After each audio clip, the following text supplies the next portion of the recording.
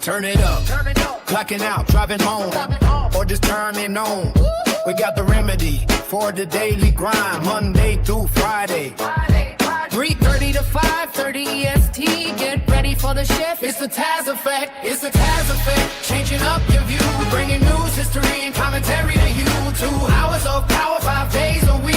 It's the real talk and the truth that you see. Yeah. Tune your dial, clear your head. Listen up to what's being said. Yeah. Kick it off on Mutual Aid Monday. We're giving back. Helping the community. You're staying on track. And Tuesday rolls around and the studio gets blessed. It's Talk About It Tuesday with the smoking hot mess. From the middle of the week, we're leveling up your brain. Prison Wednesday is here to break the mundane. Surprising guests who enhance the whole world. Watch the knowledge and the stories get unfurled. It's the Taz effect, changing up your view. Bringing news, history, and commentary to you. 2 hours of power, 5 days a week. It's the real talk and the truth that you see. Now Thursday hits and the lines open wide. No placeholders here, nowhere to hide. Think about it Thursday, yeah, the mic is all yours. Call in, chat live, let's open up the door. And just like that, the weekend's inside. We're wrapping up the weekend, we're doing it right. Fun News Friday is the ultimate news party. Coasting you into the weekend, feeling good and hearty.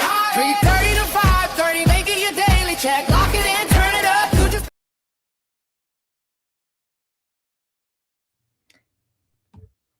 Good afternoon. Thank you for joining me here for the Taz Effect, daily news in a way you did not know you could use. For those listening in over the radio airwaves, thank you for tuning in at GCPR.live or listening through our Android or iOS apps. For those listening and watching from all around the social media sphere, hey, how you doing? So glad you could come through. Ain't nothing to it but to do it. Yes, today is Wisdom Wednesday. And I got a good show for you today. I try to have a good show for you every day, but I think this one's going to be a little extra special. A little extra seasoning on it. All right? If you like getting your news from here, tell a friend. Bring a friend along with you. Let's jump right into it. Who exactly is Darlene Graham? I can tell you one thing coming out of Politico, her colleagues say they are still learning. The sister of late Senator Teddy Grahams is running to serve in the Senate in her own right. Is it in her own right? Because my thing is, if you have political aspirations, why now?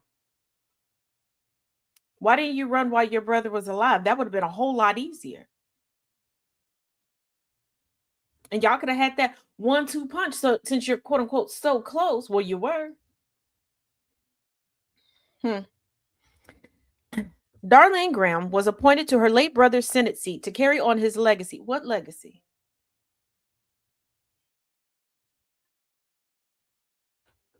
Debbie does Dakota like what? Hey, Tracina, what? Okay. I guess. But Republicans don't expect her to follow his exact same trajectory because nobody knows anything about her. She just popped out of nowhere. Okay. Teddy Grahams died and she popped up and everybody was like, whose white baby is it? Whose white baby is that?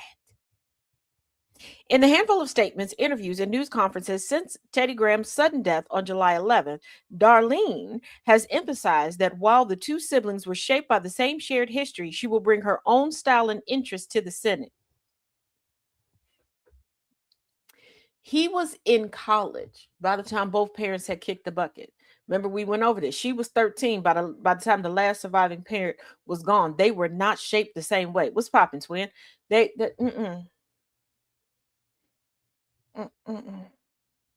Her lack of political experience and public exposure, however, has left few cute clues for deciphering how she'll approach her new job.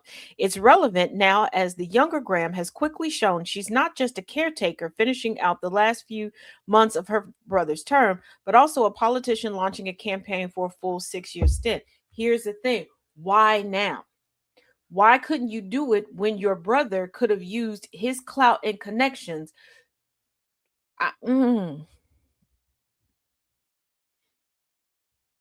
And here's my thing. Where's the coworkers to give us an inside scoop?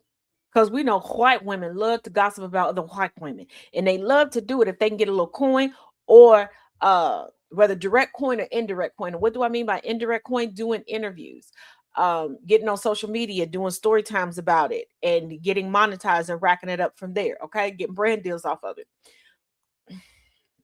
Where her friends at?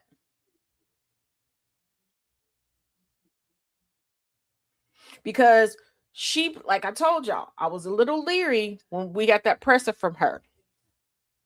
And she was saying, "Oh, I'm here to honor my brother and I'm going to continue his work." Lindsay, I'm always thinking, girl, you was trying hard and you still couldn't muster up a tear. Like before, he was completely cold. I don't even think they had really started the autopsy on him yet. You were already skippity bippity bopping right on into the position. And I was like, nobody knows. And now she's slowly going, "Oh, yeah, I'm gonna finish my brother's work, but I have my own ideas, my own aspirations, because I'm sorry, I have some brothers that are in some career fields that if that was uh, a goal of mine, I would get it while the getting's good. You know what I mean? I'm going to strike while the iron's hot. I would go to my brothers now and go, "Okay, you've been in this career field. What tips do you have? What doors can you open for me?" I wouldn't wait for them to pass away and cross my fingers and go, "Oh, please, I hope they pick me. I hope they pick me. I hope they pick me." Like,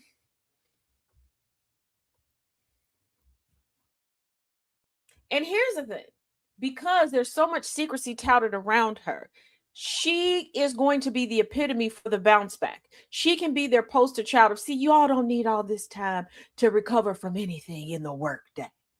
And she's going to, like I said before, have that sentimental aspect behind it. But that means she'll have to thread a tricky political needle as she works to honor Lindsey Graham's memory by trying to get some of his biggest pet projects passed, while also moving swiftly to build her profile as she competes in a crowded Republican primary this August with President Donald Trump's blessing. It doesn't matter if you have Trump's blessing at this point. It really doesn't. Have there been some people who Trump has had a positive word to say, where Trump has uh, in all technicality formally endorsed them? Have there been some wins? Yes, but I don't believe it really had anything to do with his endorsement. um she does not have to complete any of Lindsey Graham's work. Number one, nobody knows what Lindsey Graham's work was other than being a mouthpiece for Trump.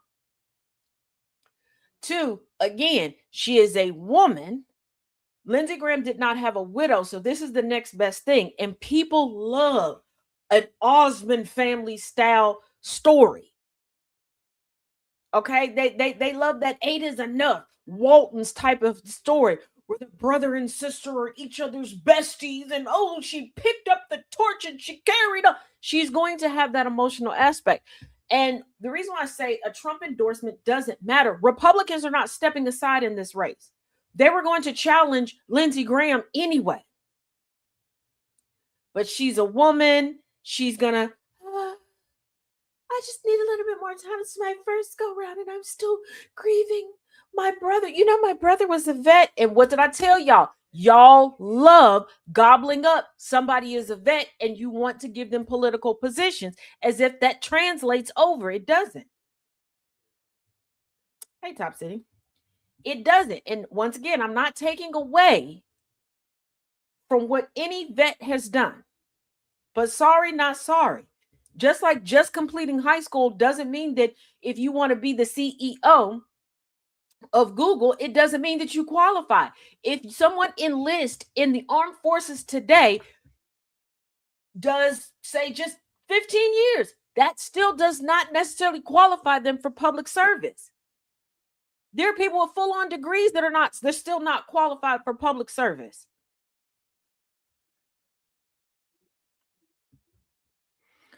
Darlene Graham is going to be an outstanding continuation of Lindsey Graham's work for South Carolina, plus more, Senate Majority Whip John Bartoso told reporters. She has a very good finger on the pulse of what the people of South Carolina are all about. Here's the thing. I want y'all to, she's a woman. They're going to treat her as if, "Oh, we will endorse her. We'll keep her around because we can control her." Because remember, they keep equating her. "Oh yeah, she's a great continuation of Lindsey's legacy." If you have political aspirations and you are a woman, why would you wait till your brother dies? Because as a white woman, that is the best way to do it. She can slip and slide and get right on in there. And they're not going to pay attention to her for quite a while.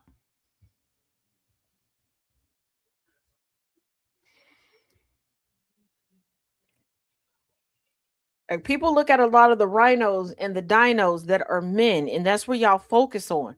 I have no idea what y'all's obsession with intentionally ignoring the flip flop capacity of non deconstructing and sometimes deconstructing white bodied women.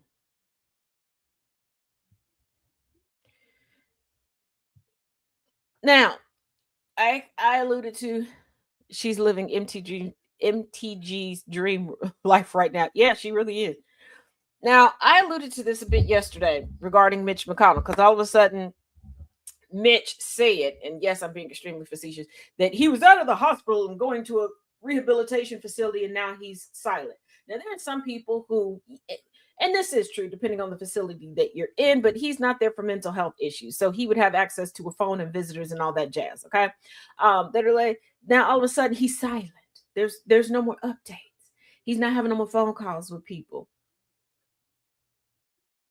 Did somebody not pay their Ouija bill?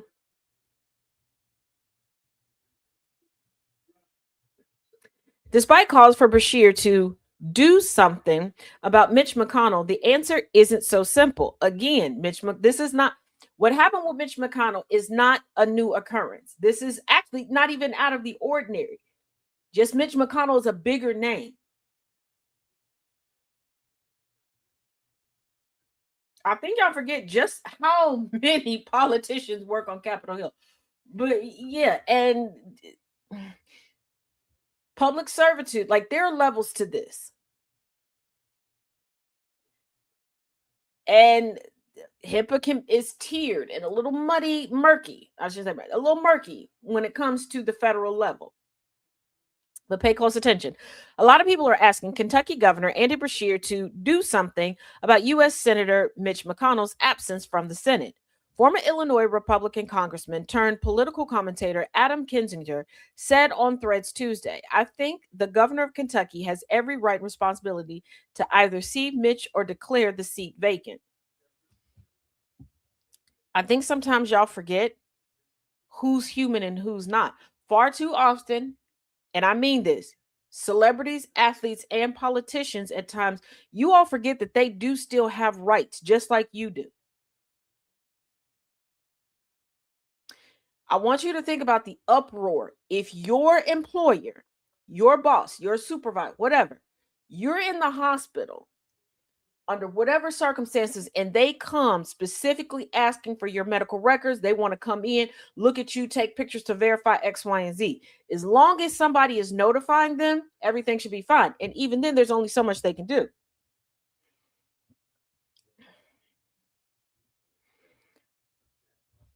So,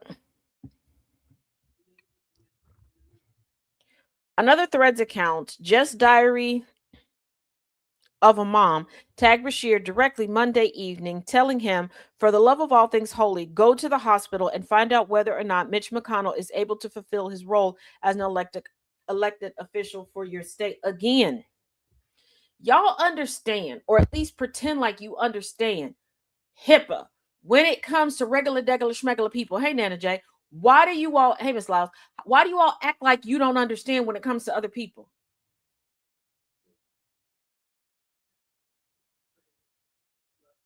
I remember when somebody doctored paperwork regarding a, you call her B, C list, whatever, celebrities, child, and their appointment. Like, what is wrong with y'all?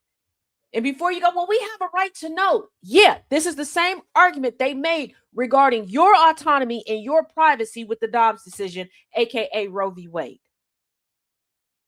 I am not a fan of Mitch McConnell, not a fan of any politician, but I need y'all to think. I need y'all to think again.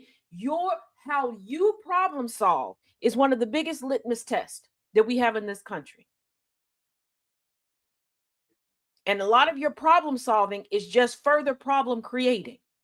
Y'all want the governor of the Commonwealth of Kentucky to go to a hospital in DC, mind you,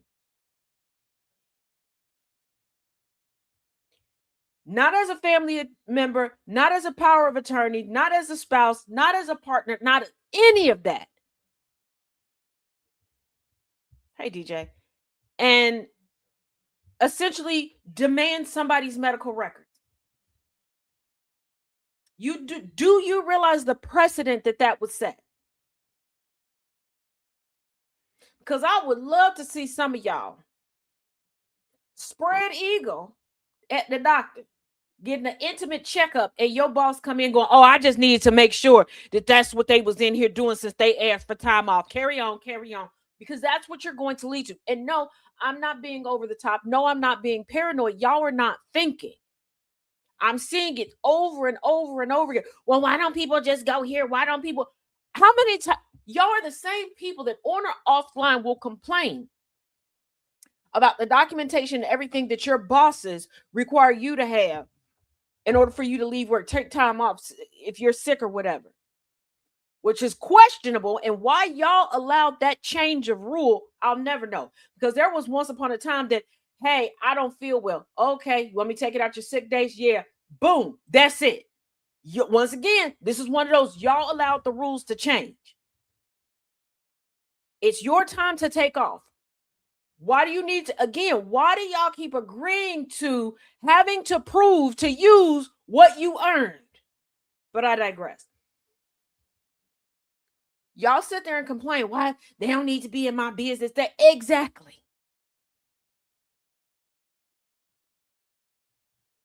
Oh, I'm aware of how tight HIPAA is. When HIPAA first became a thing, I was still working in healthcare. I was among that first crop of people to go through HIPAA training, and it was far more detailed than what they do now. Far more detailed than what it is now. So, with the longtime Republican senator's absence from the Senate passing the 1 month mark, the online pressure on Beshear seems to be growing. Similar posts can be found on X and Blue Sky. Podcasters are also talking about what Beshear should do. I'm going to need y'all to go get a Government for Dummies book. I love how folks don't pay any attention to anything. Start to pay attention to it and believe that paying attention means that you're educated on the subject matter, and start going, well, they should do this and they should do that. Did they try this? Well, this is the solution. You don't have any idea what's been tried before, what's been shown not to work, and why the system runs the way that it does. I really need folks to stop. Just because you're just now paying attention to something, paying attention to it does not make you an automatic authority on it. Some of y'all just now paying attention to your hygiene.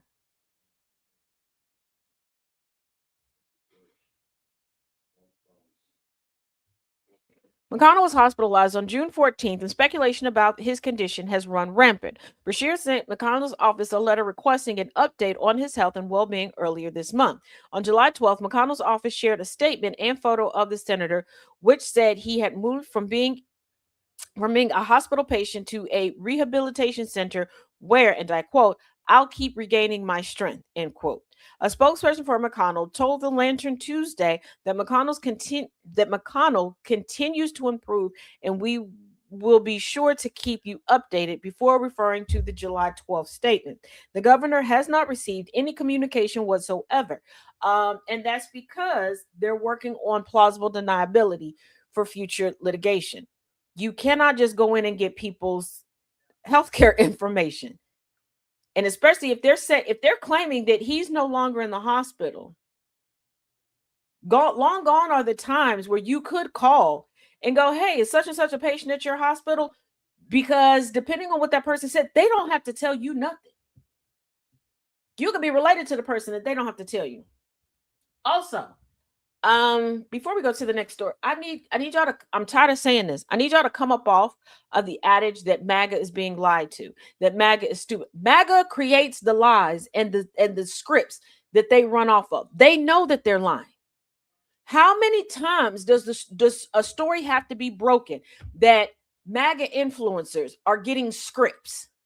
How many more times does it have to be leaked that on certain platforms MAGA influencers who aren't even registered to vote, many of them, by the way, are making upwards of $4,000 a month, spewing what they're spewing. They know.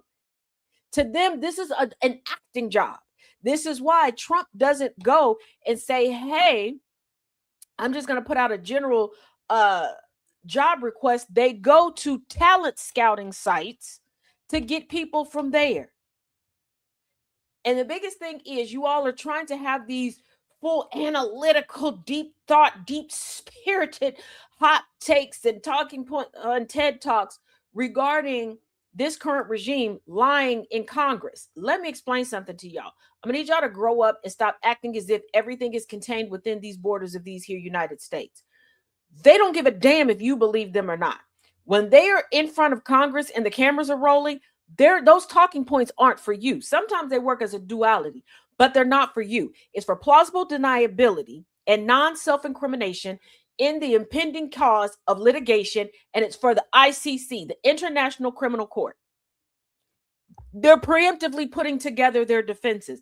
Did y'all learn nothing from me explaining to you all the people who have previously been in the sphere of a Donald John Trump Sr.? They know that the clink clink of handcuffs is eventually going to meet them at the door. I need you to look at the last administration and how many people served prison sentences. So they've got their voicemails, emails, text messages, everything ready to go. But they also need to say that, hey, I know I earned these other charges over here, but do not stack onto my charges lying to this court, lying to this court, lying to this legislative body, lying to this administrative body. I need y'all to get out of the mindset that every damn body is talking to you, that every damn body is trying to impress you, that every damn body is trying to lie to you. We ain't that damn important. We joke about folks going, oh, you don't have a heaven or hell to put me in. We don't have a prison or criminal court to judge or put somebody into.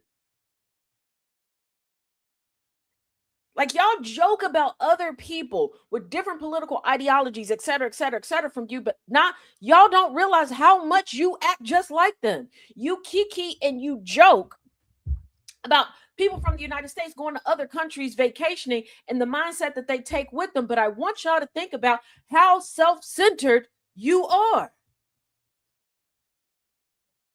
In the past 13 hours, I've seen some, why they always line up? Why won't Congress do that? Please, for the love of all things, educate yourself on things.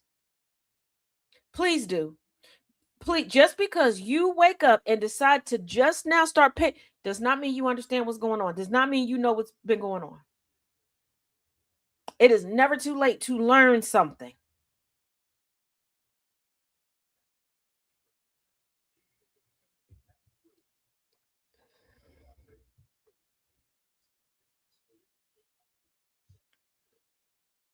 Oh, it's okay when they do it, but if I do it, it's a problem. Ken Paxton was asked about reports on his properties and voting address. He walked out without answering.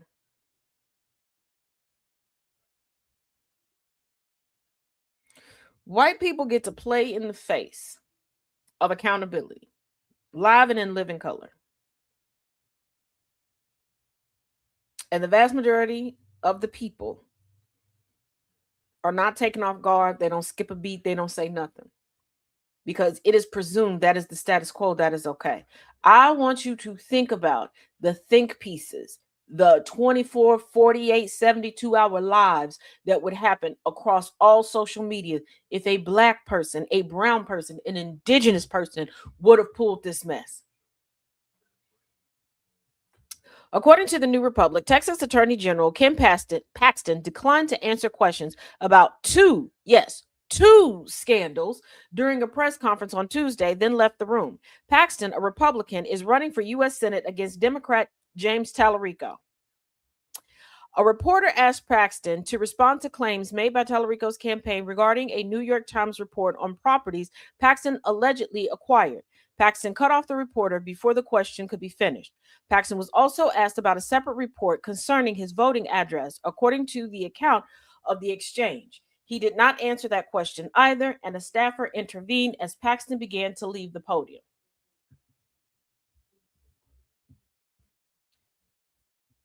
I am not a politician. I am not a public servant. Okay?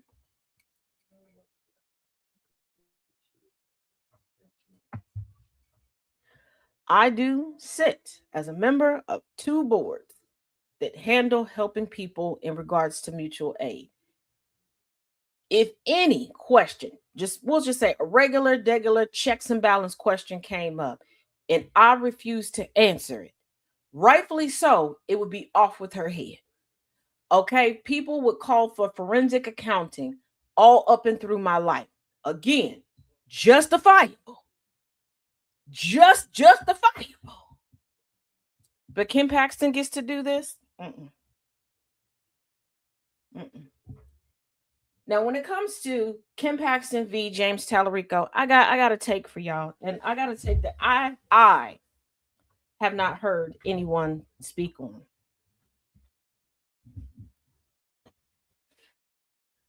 Y'all low key see yourselves in Kim Paxton, and you want him to win.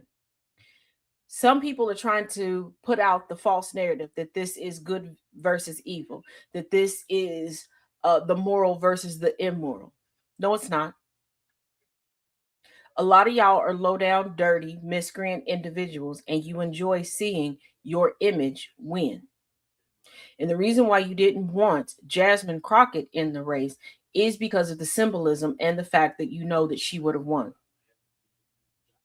And before you go, no, she wouldn't. Look at the Kamala Harris's campaign. Yeah, there's a difference between a nationwide campaign and a localized campaign.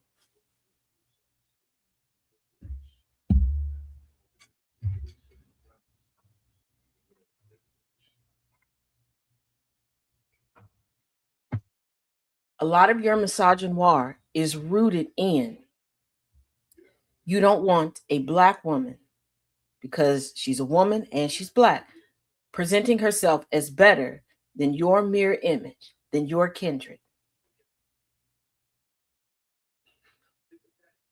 It goes against everything you have been taught to believe, everything that has kept you comfortable, and everything that has sustained your self-esteem.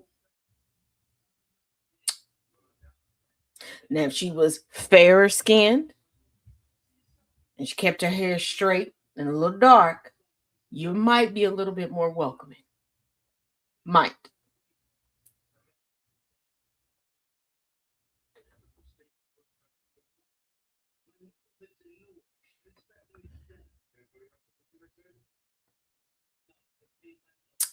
Now, previously, Mayor Mamdani was looking into should BB from Philly come into New York if he could be arrested. Because rightfully so, Mayor Mamdani was like, hey, he's a war criminal. I mean, I think far too many people keep forgetting that BB from Philly is still on trial. This is a long trial because, war and everything. But he's still on trial for war crimes. This is why he needs all of these conflicts going on.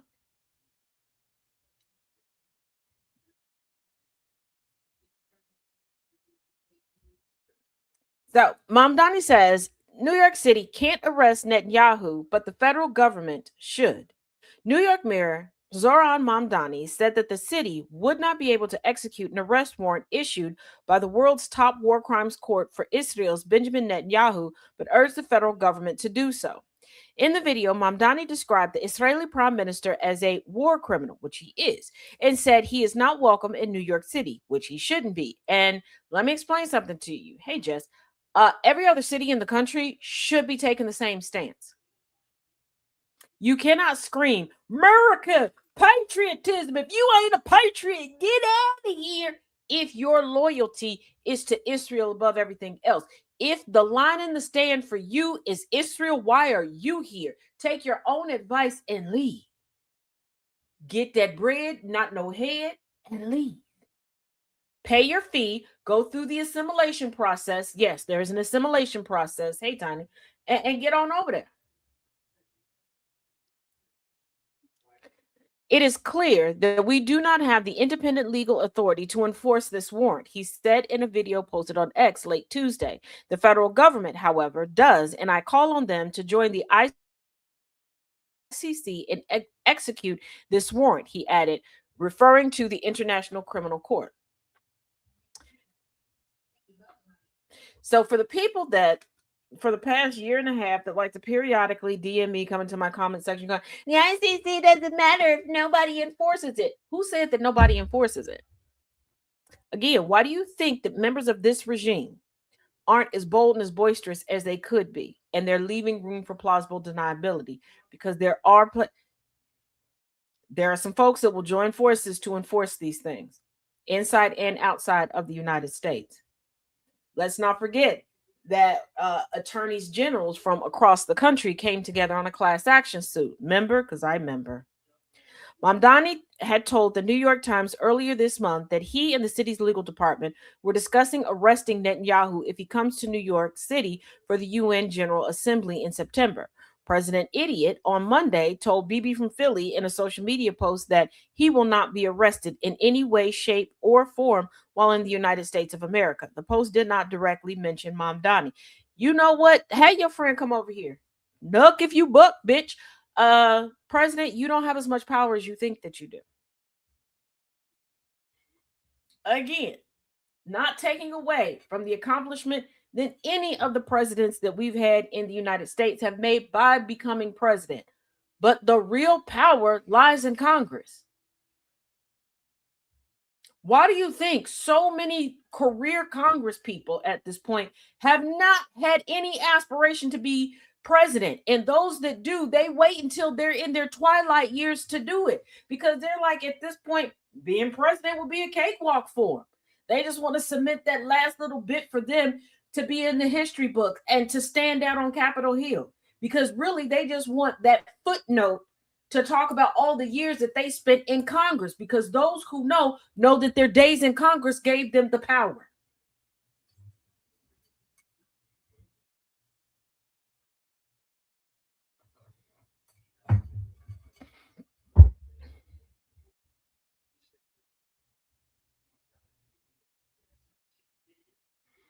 It's not the totality of the Republican Party. The Republican Party is made up of a variety of factions. You still have the breakdown over on Substack. Feel free to subscribe. But there are certain factions within the GOP that feel like, oh no, we can't be a part of the ICC. It's a dangerous. Yeah, they don't want to be held accountable, but still, they're not going to speak as loosely as they truly want to because they need plausible deniability when it comes to litigation. Now, Trump's $10 billion suit backfires as judge forces surrender of all financial records. President Idiot, his $10 billion BBC, I'm not sure enough for this some days, BBC defamation suit backfired Tuesday when a federal judge used his own damage claims to force the surrender of his financial records. U.S. Magistrate Judge Led made the ruling in Miami federal court following a 3-hour hearing. Trump filed the suit in December 2025, accusing the BBC of deceptively editing his January 6, 2021 speech to make it sound as though he called for violence, according to CNBC. I want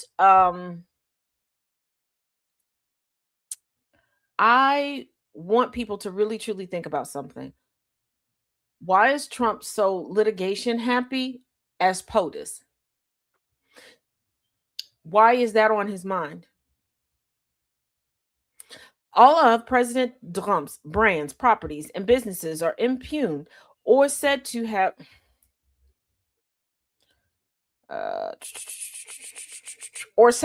been impugned. Reputational economic damages, all of that is now at issue in this case, Lett said, ruling that Trump's own damage claims left her no choice. The ruling opens Trump's finances across more than 400 companies to scrutiny by BBC attorneys. Politico reported. Why does he have 400 companies that he is beholden to still? Ooh, okay. All right.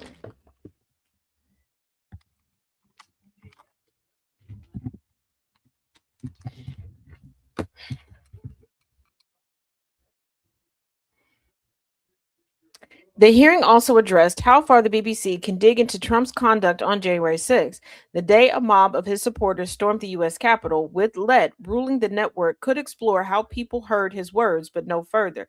Y'all do realize the BBC is outside of the United States.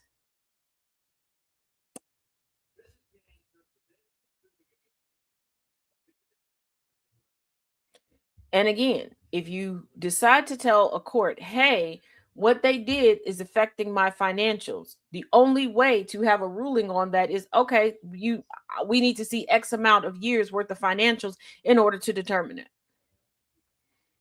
But again, Trump doesn't believe it. In Trump's mind, he has a very rudimentary and juvenile view of what the presidency is. He believes that, oh, if I say it, they just have to go along with it. I have the last authority, because he forgets when he was on the other side, when he was making claims on sitting presidents, when he was saying things against sitting presidents, the sitting presidents, most notably Barack Obama, couldn't just go, nope, that's not true. Here we go. It's now fact. No.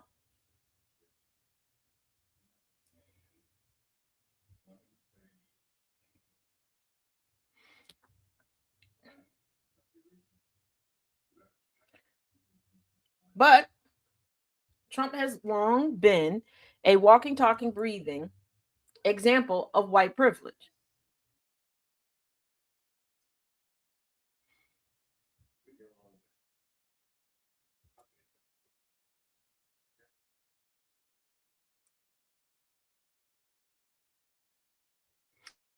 He doesn't want to be looked into, but he wants compensation. He wants reparations, if you will. Like, I hope y'all realize that punitive damages are nothing more than reparations. Let me repeat this for you. Punitive damages are nothing more than reparations. We have 1,000,001 words all describing the same damn thing. We just want it to sound better, or we want it to sound more egregious. That's it. Now, if you sue and you receive punitive damages, are they coming to my door and my neighbor's door with a collection plate having us get the money to pay you? No. Like, y'all understand, because y'all make valid points about this when it comes to police brutality and police departments having to do a payout. And we're like, hey, make them get insurance like medical professionals have to get, because we, the people, are tired of paying it out. You understand that. Y'all don't have a problem with cops whooping somebody's ass as long as the ass is black, brown, indigenous, and your taxpayer dollars going to that instead of the universal health care infrastructure and everything else that you need. But you don't understand reparations when it comes to chattel slavery.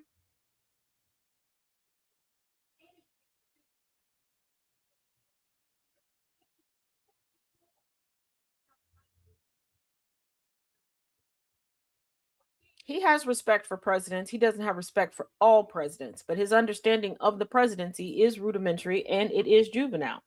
He is one of those people. But talk to a child. Talk to a child and ask them what a president can do. Take the answers of about 5 children, if you have 5 children that you can talk to, and then go back and look at some footage or think about the actions that Donald Trump Sr. has taken. He has a very juvenile idea of what the presidency is. But so do a whole lot of people here in the United States. There are a lot of people who think that the president of the United States can just do whatever he wants to do, that he can just go into Congress and tell them, nope, you can't do this. Yep, you gonna do this. No, the power lies in Congress. I've said this for decades, that essentially the president of the United States, and yes, this is a very, very Cliff Notes version of it. Okay, we can get into the context and nuance at another time if you like. Is essentially a spokesperson.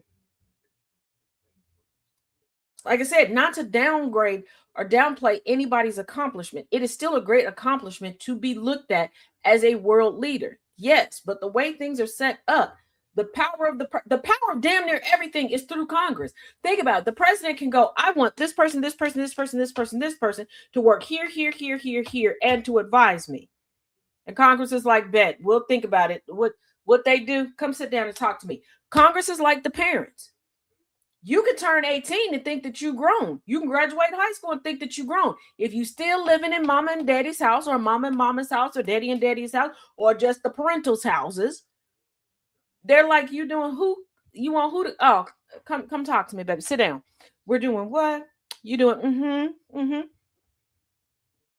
The president's like, well, I want money for X, Y, and Z. How much you need? What you need it for? President is like, hey, China gave me this gift. China gave us a gift.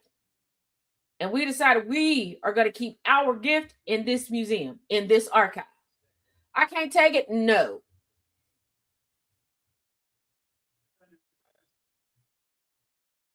Congress gets a per diem so that they can eat.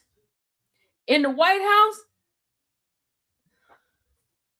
you want a ham sandwich? Oh, you got ham sandwich money? Oh, you want what world leader to come over here and do what? Okay. You got money for that? Okay. But most people don't know that, and neither did Trump. Trump thought that he was finally going to have the aesthetic that he's wanted since he was a borough developer with his father, with aspirations to be a statewide mega developer like the Hemsworths.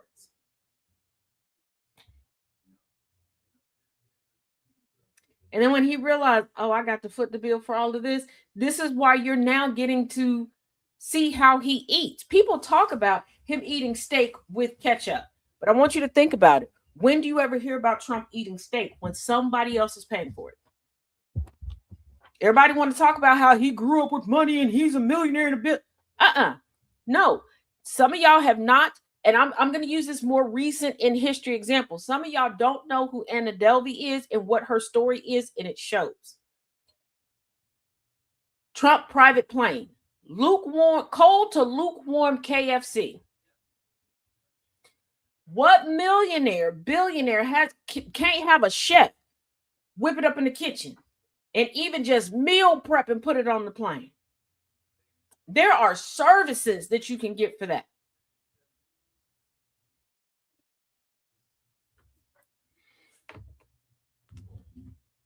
People don't learn the Constitution in elementary school or in high school. People are taught people are shown how to memorize the preamble of the Constitution. Now, should it be taught? Yes. Is it taught? No. Immigrants coming into this country, getting their citizenship, have to learn more than the people who were born here.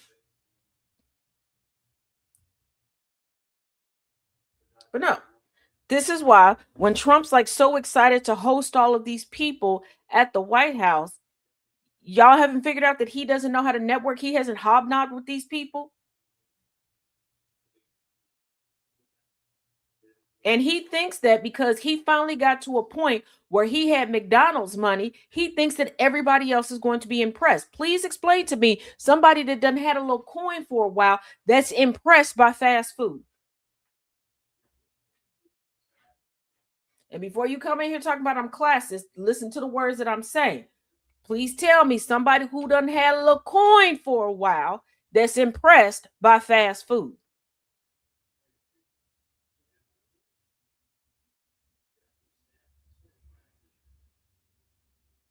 There was a point in time where there were those of us that were happy and impressed that we can invite some people over in our earlier years. And, we could buy a couple pizzas and feed the friends, or, buy a couple of, meal boxes and spread them out and everything like that. I want you to think about at your big age now, how impressed you would be.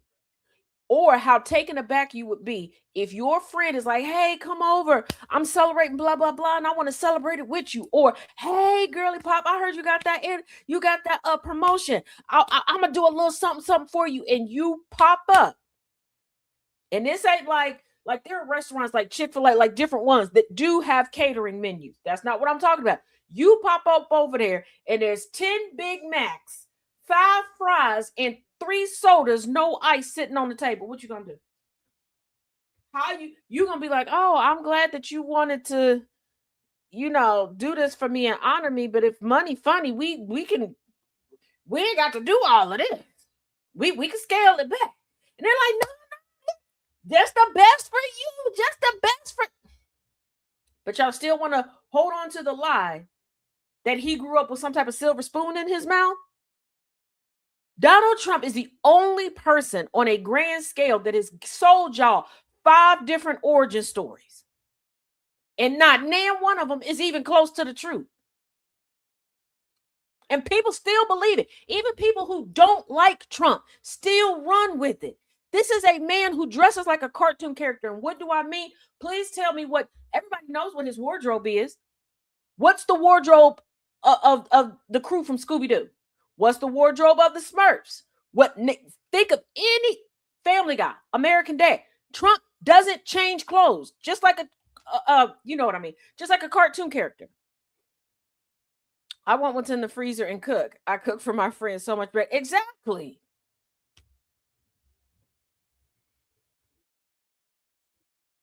Think about what Trump gives his friends.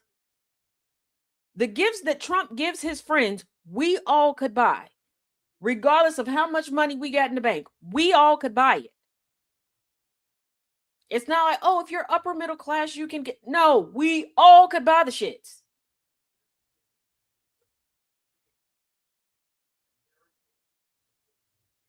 There is a guy right now, or a mask presenting woman, or a non-binary male presenting individual that has better suits that are tailored than Donald Trump.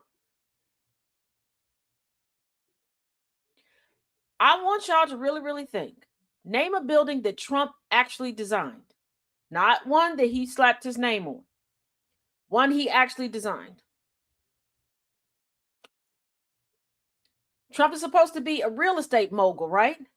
I want you to think about Apprentice and Celebrity Apprentice. Because I thought this since I found out about the shows, right? When they were on air.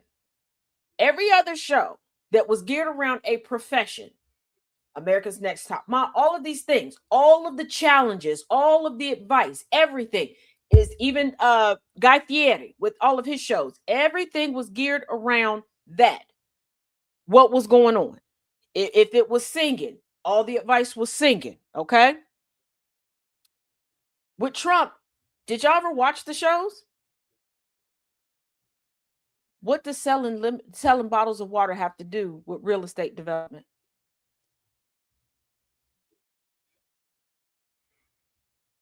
And before you go, well, it's negotiating. You're the developer.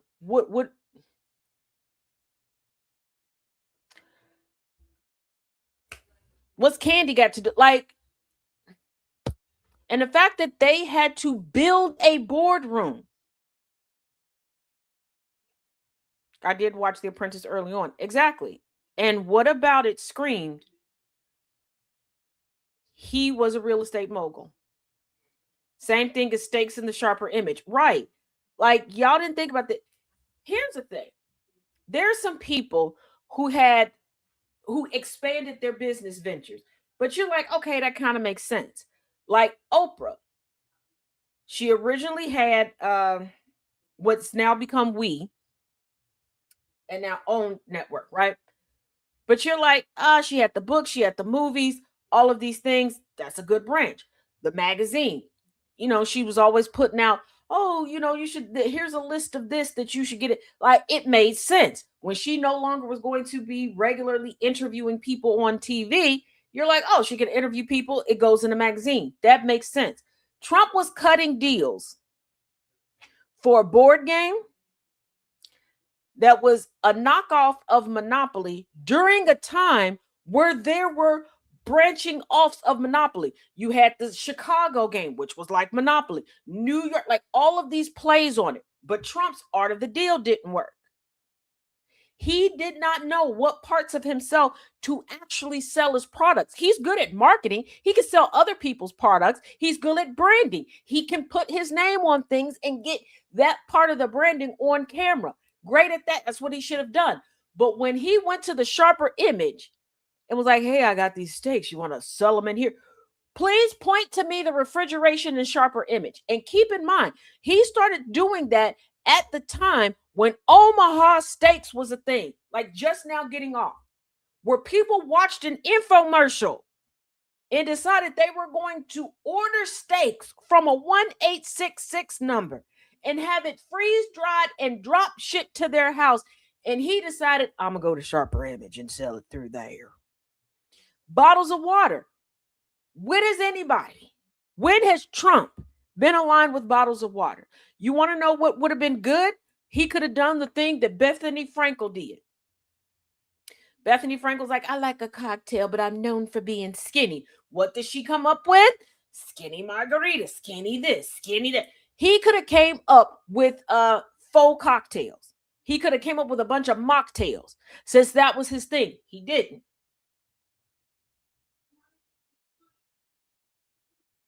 Vodka, yeah. Seemed like all his business were just shell companies. It wasn't shell company. Here's the thing. Y'all give him too much credit and think that he's so smart. No, Trump is an incessant narcissist. Trump really believes that he's good at all of these things. He had these ideas and he thought that he was implementing them good. He had a vodka, yeah. But he thought that he was doing them well, which the vodka was not a good move since he's known to not drink since his brother was an alcoholic. But he really thinks that he's good at these things. He really thinks that he's outwitting, out negotiating, outsmarting these people. And if they were shell companies, he would have been far more profitable than he was. He kept losing money. But he thought that there was like a proverbial, that like the people would just keep giving him money and keep turning the other way. He would take on debt as if he never had to pay the debt back. And once again, I blame the general public because far too many people, and this is another category, another tier of white privilege, would not hold him accountable. So many people allowed their own businesses to fold because they didn't want to make another white man look bad. There is a quote unquote drama going on TikTok. Okay. First of all, what is it? Unfinished by Kate or undone by Kate? Whatever. I don't know how you look at somebody who's supposed to be a seamstress, supposed to be a dress designer, and any part of undone, unfinished, whatever is in the name, and y'all like y'all good.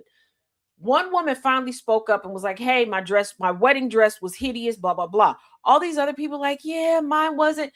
They didn't want to disparage a white woman that they knew was scamming them, which allowed her to scam so many other people. And this woman really believes that she's talented. And even now, there are still white women going, well, it meant so much to me because parts of my mom's dress were being used. And, it was my wedding day. And it was just so perfect. How is it perfect in a dress that looks like you took a cereal box, gave it steroids, it expanded, and you put it on your body?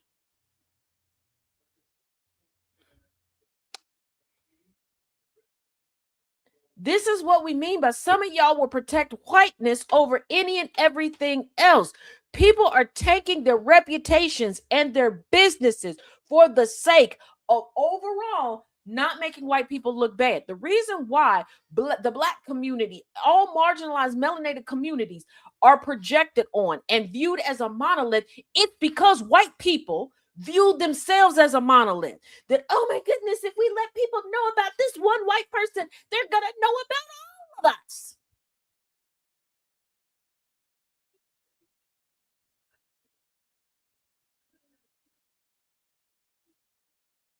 Because ain't no way. Ain't no way.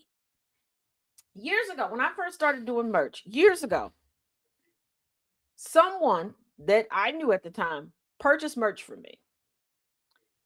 They chose to ignore the care instructions. Okay.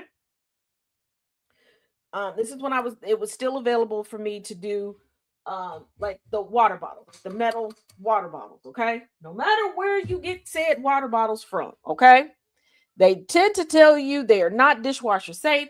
Do not put them in the dishwasher. What did she do? Put them in the dishwasher.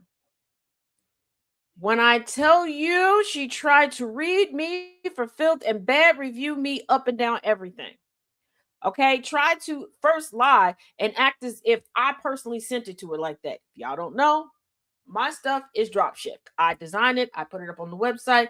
There's one company that handles the making of it, another company that handles the shipping of it, but they're all interconnected. Bada bing, bada boom. Okay, it does not come through me. I'm not sitting here putting it together. Baby, if I did, I would never get any sleep. Okay, with all the hats that I wear.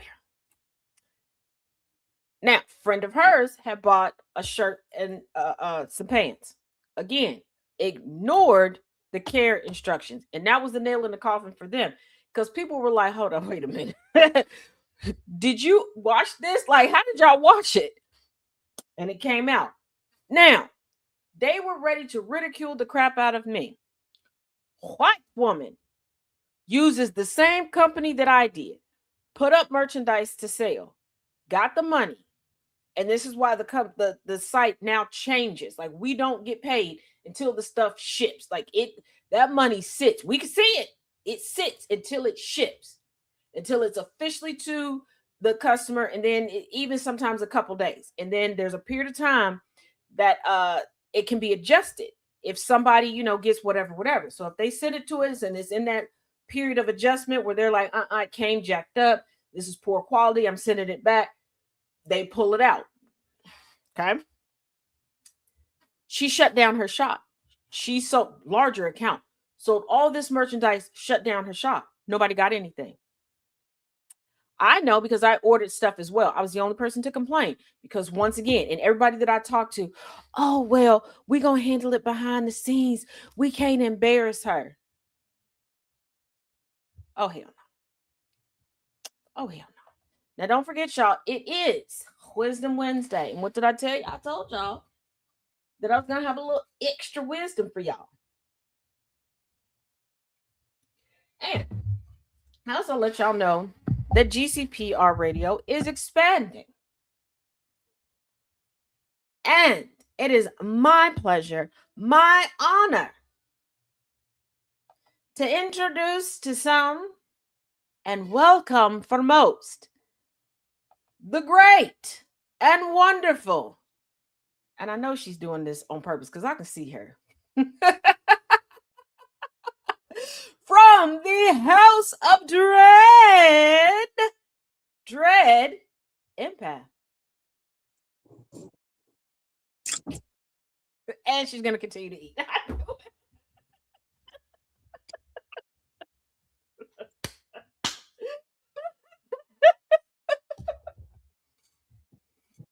Hello. Thank you so much for that wonderful intro. Taz, I knew that you would appreciate me coming on with snacks, okay? Yes.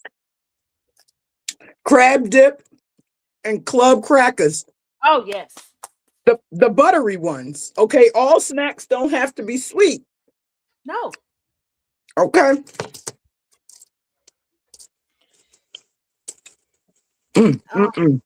What you also need to try are the pita chips and the lobster roll dip from Aldi. I do love seafood. Lobster roll dip from Aldi. You know what? I ain't got nothing to do after the show. I promise you, I'll go to Aldi's. I'll go. I'm telling it is so Just good. a short drive from here. I got some one day and I was like, this will be my little snack for the week. Like, it didn't last a day. It didn't. I'm not even gonna hold you with that one. It did not last a day. Listen, whenever we try to make anything last for a week, it never makes it through the day. Whether it's snack, wine.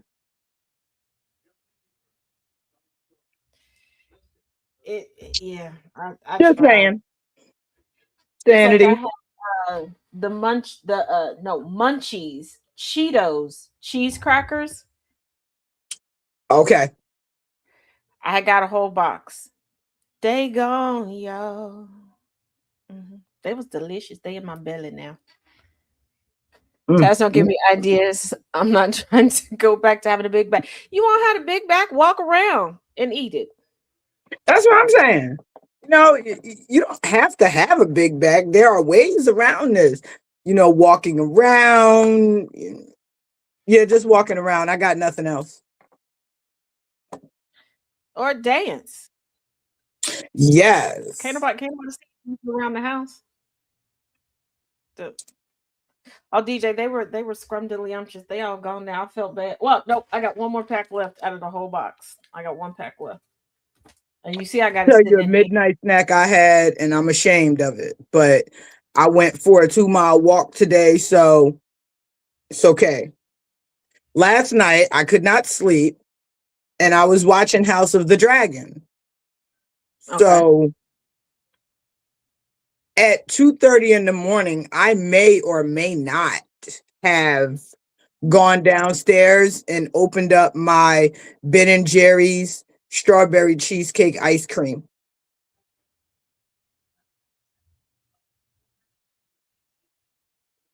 I shouldn't have been eating that at that time, but I have no regrets.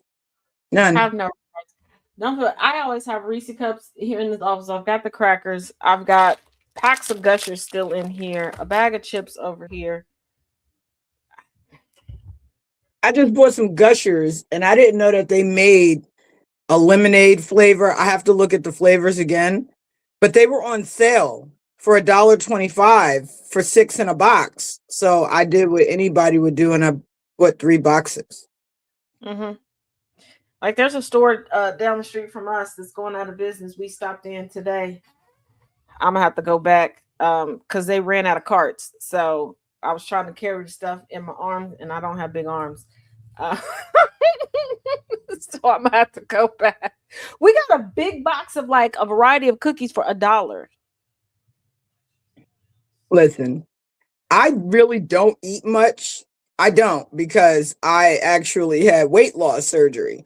So I can only I can only eat so much. Most of the food I buy is for my brother. My brother eats it. All of it. Here's the thing. I can snack. Sitting down for like a whole like can't really do that. But I do realize I like stuff minus my Reese cups. I like a bite or two of this, a bite or two of that. After that, I don't. And I'm glad I live with somebody who understands. It's like I bought a box of chocolate crunch ice cream bars, right? I had Okay. one. Strawberry crunch is my thing. Yeah, Okay. I had one. My mom loved the strawberry crunch. This I don't know. There's something about this I don't know. There's something about the strawberry that throws me off every time. But I like the smell, but I can't eat it. But I had one and then I was done. My problem that I'm finding now more and more is that when I want something, I want it, and then that's it. hmm Like like I said, I when I make meals, I make them for my brother.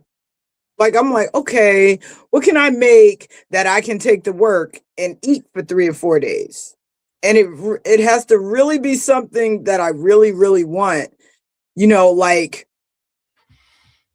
my garlic, like my gravy and mushroom meatballs with the homemade mashed potatoes and the garlic infused spinach, or my seafood alfredo with the red lobster biscuits. It has to be something I know I'm going to hmm eat. Otherwise, people are asking, friends of mine, did you eat today?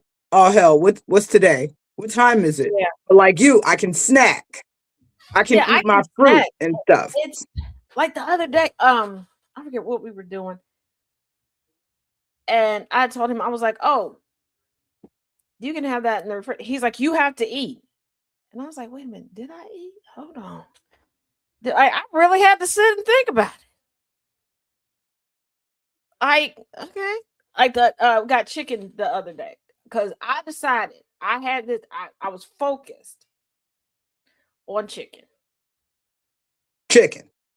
Got the chicken. I was 2 bites in and I was done, but I was like, nope, I gotta at least eat this piece.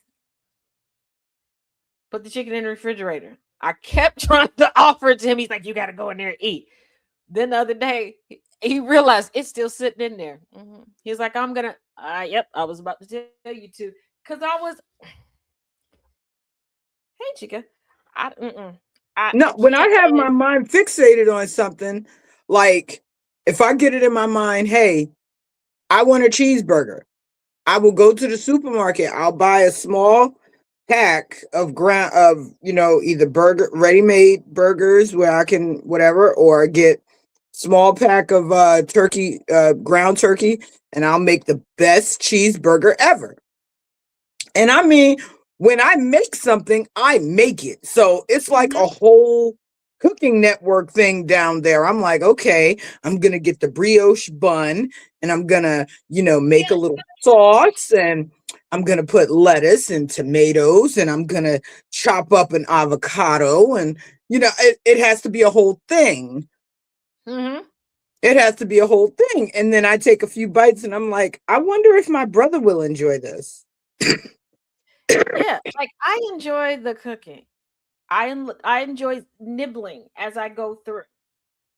Angry. Other than that, no. So Who is now we, that ma'am? we, I got cookies. what's that? He said, "Who is we?" Talking about he got cookies. Sir, let me explain something to you. Let me explain something Uh-oh. to you. I'm in the house right now. You outside of the house. I will have cookies in a minute. Okay. All right. All right. I'm She's fixated got on a eating point. salad right now. That's because salad got interesting gut roaches. Because salad got intestinal gut roaches. Jesus Christ, Chica. But not like here, like when the whole lettuce debacle, so many people were calling me, and I'm like, first of all, y'all don't pay attention to me. I generally use spinach with everything, but cool. Or I'm not really an iceberg lettuce person. Like if I'm out someplace and I don't have any other choice, hey, I'm not gonna sit there and throw a fit. I'm not the send it back 20 times type of person. Absolutely not. Right. But like there are times where I will get obsessed with sandwiches. Am I a bit bougie with my sandwiches? Yes. Is there a method to my madness? Also, yes. Here's the thing. Do I When you want the make a sandwich for a couple sandwich, bites? because once again, when I cook, it's a whole thing. So Mm-hmm. I don't eat pork.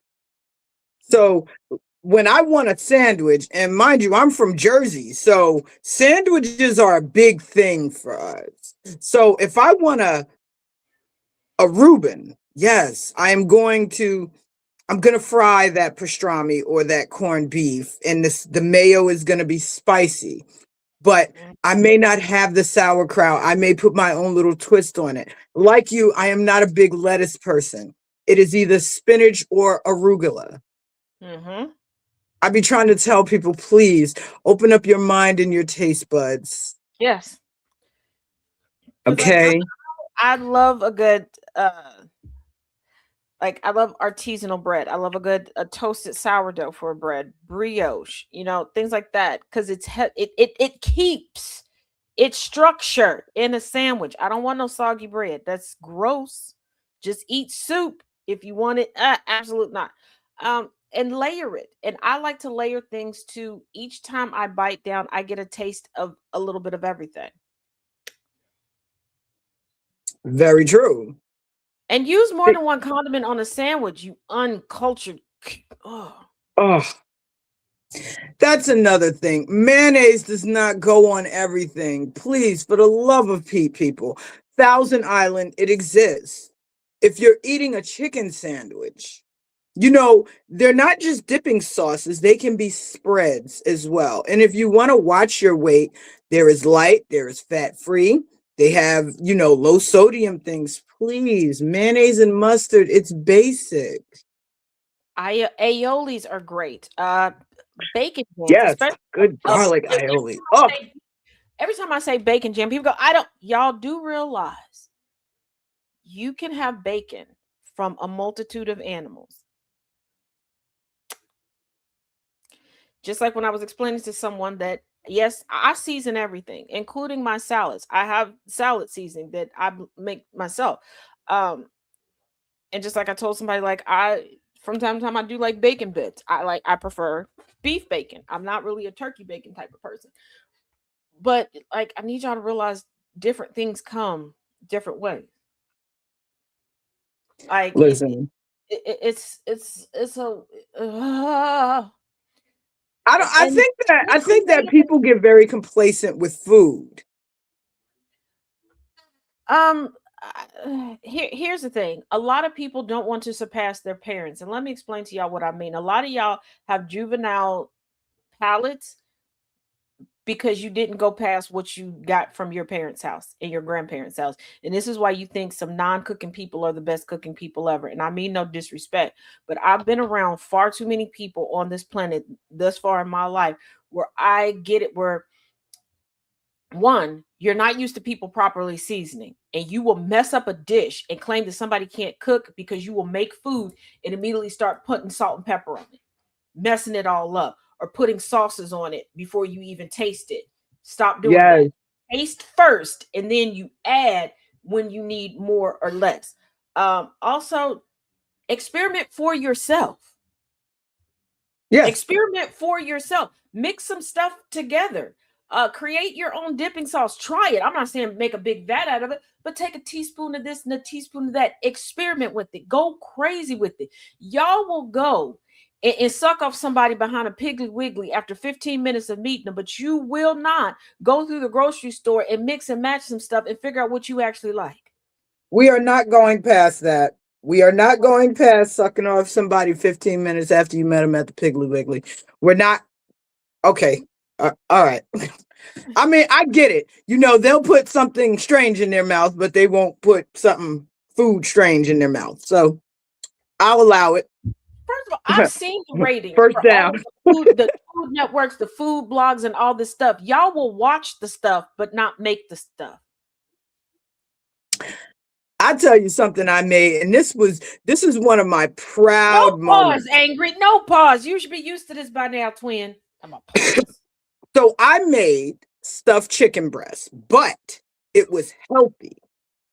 It was big chicken breast. I slid it open, and I had red peppers, green peppers, onion, mozzarella, and mushrooms. Because, like I said, they were big. Seasoned them nicely, not too much. Put toothpicks in them. I put them in the oven, and when I tell you, it did not last in this house because, in addition, I didn't make rice. I didn't make pasta. What was it? Starts with an R. Risotto. I made a creamy risotto. I have an affinity for all green vegetables, arugula, broccoli, and I never saw someone saute some arugula with that. So I did that. And again, beautiful. I live near a flea market, and when I tell you they have a myriad of seasonings, oh, they hate to see me coming. Just like because I'm like, okay, adobo don't go on everything. Sazon's doesn't go on everything. Lowry's doesn't go on everything. Just like I told someone, they were like, oh, I don't like spaghetti because it's so plain. It's only plain because that's how you make it. That's how you make it. Because like depending on, I tell people all the time, you have to be specific regarding a dish of mine that you like, because depending on my mood and or depending on the season, it's going to be slightly different. Okay. So, because if you're like, oh, well, make me some spaghetti, regular spaghetti, baked spaghetti, and you got to tell me, when did you have my spaghetti? Was it in the summer, spring, or in the winter? Because in the summer, it's more lighter. I will do zucchini, spinach, sun-dried tomatoes, mushrooms, all of that in there. It's going to be more like that. More in the wintertime, it's going to be more meat heavy with a blend of chicken and turkey sausage and stuff like that, with mushrooms and things like that, a little bit more hearty. So I'm like, you got to let me know. And like my baked spaghetti, always gonna be layers to it, baby. So I need to know. Not to mention, what we're I doing will here. stand in the kitchen. I will stand in the kitchen, and all I will know is, okay, I took out chicken to cook. I will literally walk in the kitchen and I will turn into Julia Childs, where I'm like, you know what, today we're going to see how this goes with this, and this is how we're gonna do it. When I tell you, sometimes the ancestors just speak to me, because I'm like, this is what we're gonna do, and go from there. But also I need people to stop believing that boring is maturity. And this is what I mean by this. Use your imagination, embrace your imagination, and be the main character in your movie. Y'all say that y'all have main character syndrome, but you don't act like it. Pretend like you are in your own reality show and have fun in that kitchen, honey. Have fun. Have your live, laugh, love moment. Okay, bring Tuscany to your house. You Do may you not know the have amount Tuscany of hate right I now. got? I got hate because I made a sweet potato cheesecake. Well, you know what? I get it, because I got hate for making apple pie egg rolls and cinnamon roll apple cobbler and cinnamon roll peach cobbler. Because once Okay, again, see, I Big had, Bakery here. and I was sitting and I was like, I wonder what this would be like combined. Cause like, even if I messed it up, like the flavors are still there. It might not be pretty, but I could eat. So I said, and I was like, you know what? I want to share this with some people. I'm gonna share the recipe. Not like I'm gatekeeping or anything. The hate. Why can't you just be normal? Why can't you just be? First of all, if you like being basic, be basic. Okay. I'm gonna judge you. I'm not gonna say that I'm not gonna judge you. Okay. I never play holier than thou. I'm judging, and I'm judging hard, because I don't understand why you want that type of life. But have fun with it. Like, y'all will go out of your way to cut things in 50 million different shapes for a kid. Why don't you do that for yourself? Why don't you experiment with different things? Who said, like, learn how to make some funnel cakes? Because I said, for the longest time, I realized the only reason I was going to one particular carnival was for funnel It's for the cakes. funnel cake. And I'm like, wait a minute, I'm paying so much to get in just to get to. I learned how to make the funnel cakes at home the way I want. And then I realized I can make it as big as I want to make it. And I can put all the stuff on there. Do that. Have fun at home. I think the best thing my parents and grandparents ever did for me personally was when they instituted at home drive-ins. We used to do it in the house, because my mother and father loved drive-ins. So we would do in the house drive-ins. Basically, they'd move all the furniture out, or most of the furniture out of our TV room. We put blankets on the floor like we were at the park or whatever, and we'd sit there and we'd make snacks and have it. Then my granny started doing it in her backyard, and we had like a popcorn maker, all of these different things to keep the imagination going. But also, it pushed us to get more creative with our snacks and cooking together and having fun. Y'all think that being mature and being an adult is having to stick up your butt and being boring, but you're turning into the characters in your favorite shows and movies that you couldn't stand. You're turning in to that uptight teacher from your high school that you didn't like. You're turning into that crotchety person that used to live at the end of your block that was pissed off at everybody, and everybody couldn't wait for them to die. And I need y'all to realize that. Have fun, even if you're just having fun with your cereal in the morning. She talking about one of them get off my lawn people. Right. But a lot of y'all are like, oh, but even online, y'all be turning into get off my lawn, you raggedy kids. Like, what the heck?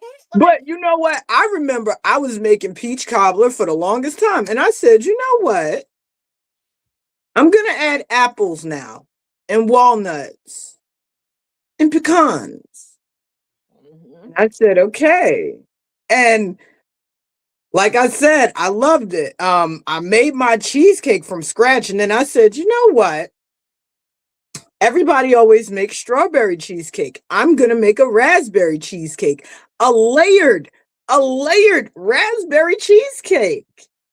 Yes, mwah, love it. And if So, y'all really want to cream. change the cheesecake game, stop sitting your fruit on top. Thank you.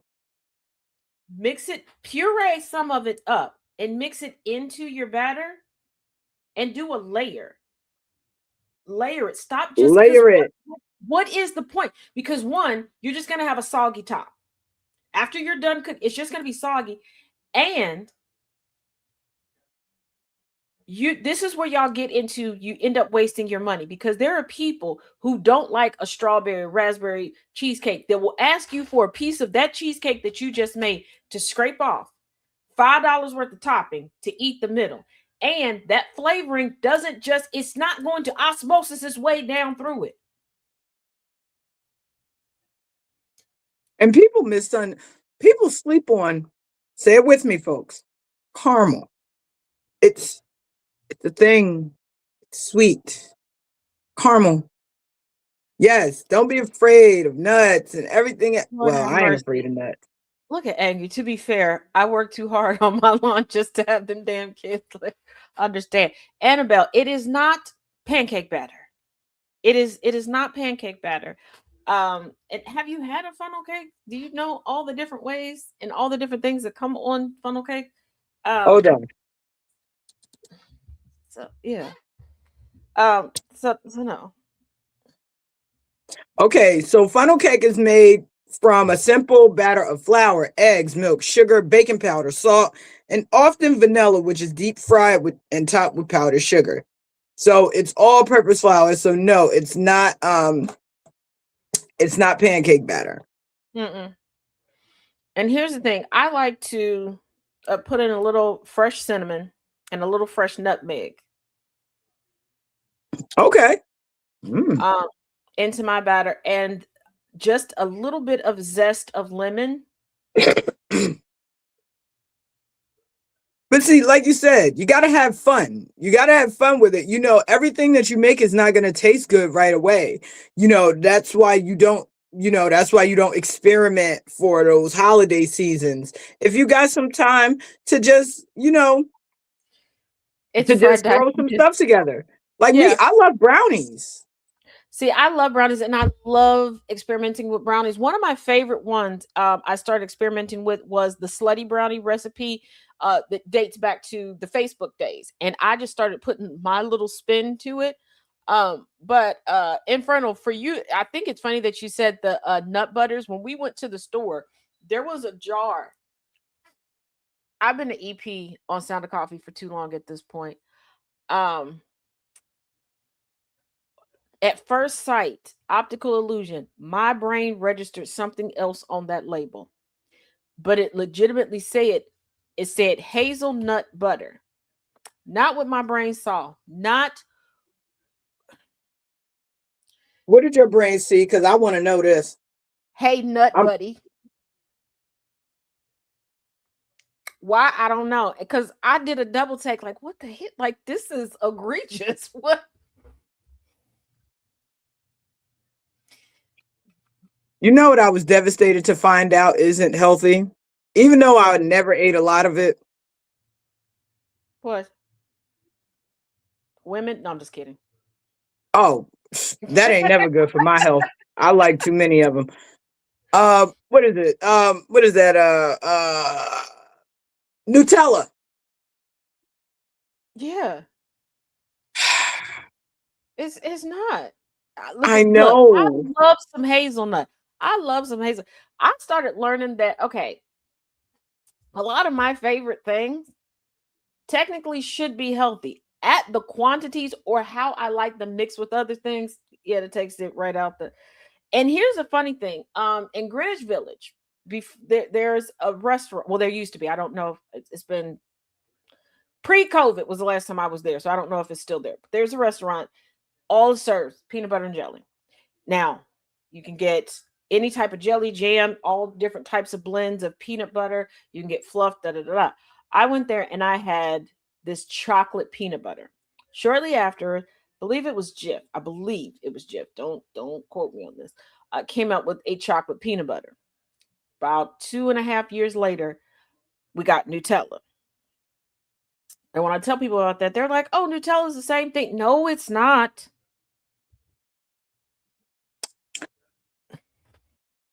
It is not. But I was like, none of it is really healthy. You know what I've never had in my life? And don't judge me for this. I've never had a fluffernutter. I don't even know what that is. Okay. You know that marshmallow fluff? Fluffernutter, what popped into my head as to what I think it is, and I know I'm 100% wrong, is something that is it should be on the hub. So, yeah. You're thinking of a nutter fluffer, but I got you. A fluffernutter is that fluff, you know, that marshmallow fluff that comes in a jar, Fluff is. and peanut butter and a sandwich. That's a fluffernutter. Yeah, and now I've you seen just people make explained to variations me of it. what it is, okay?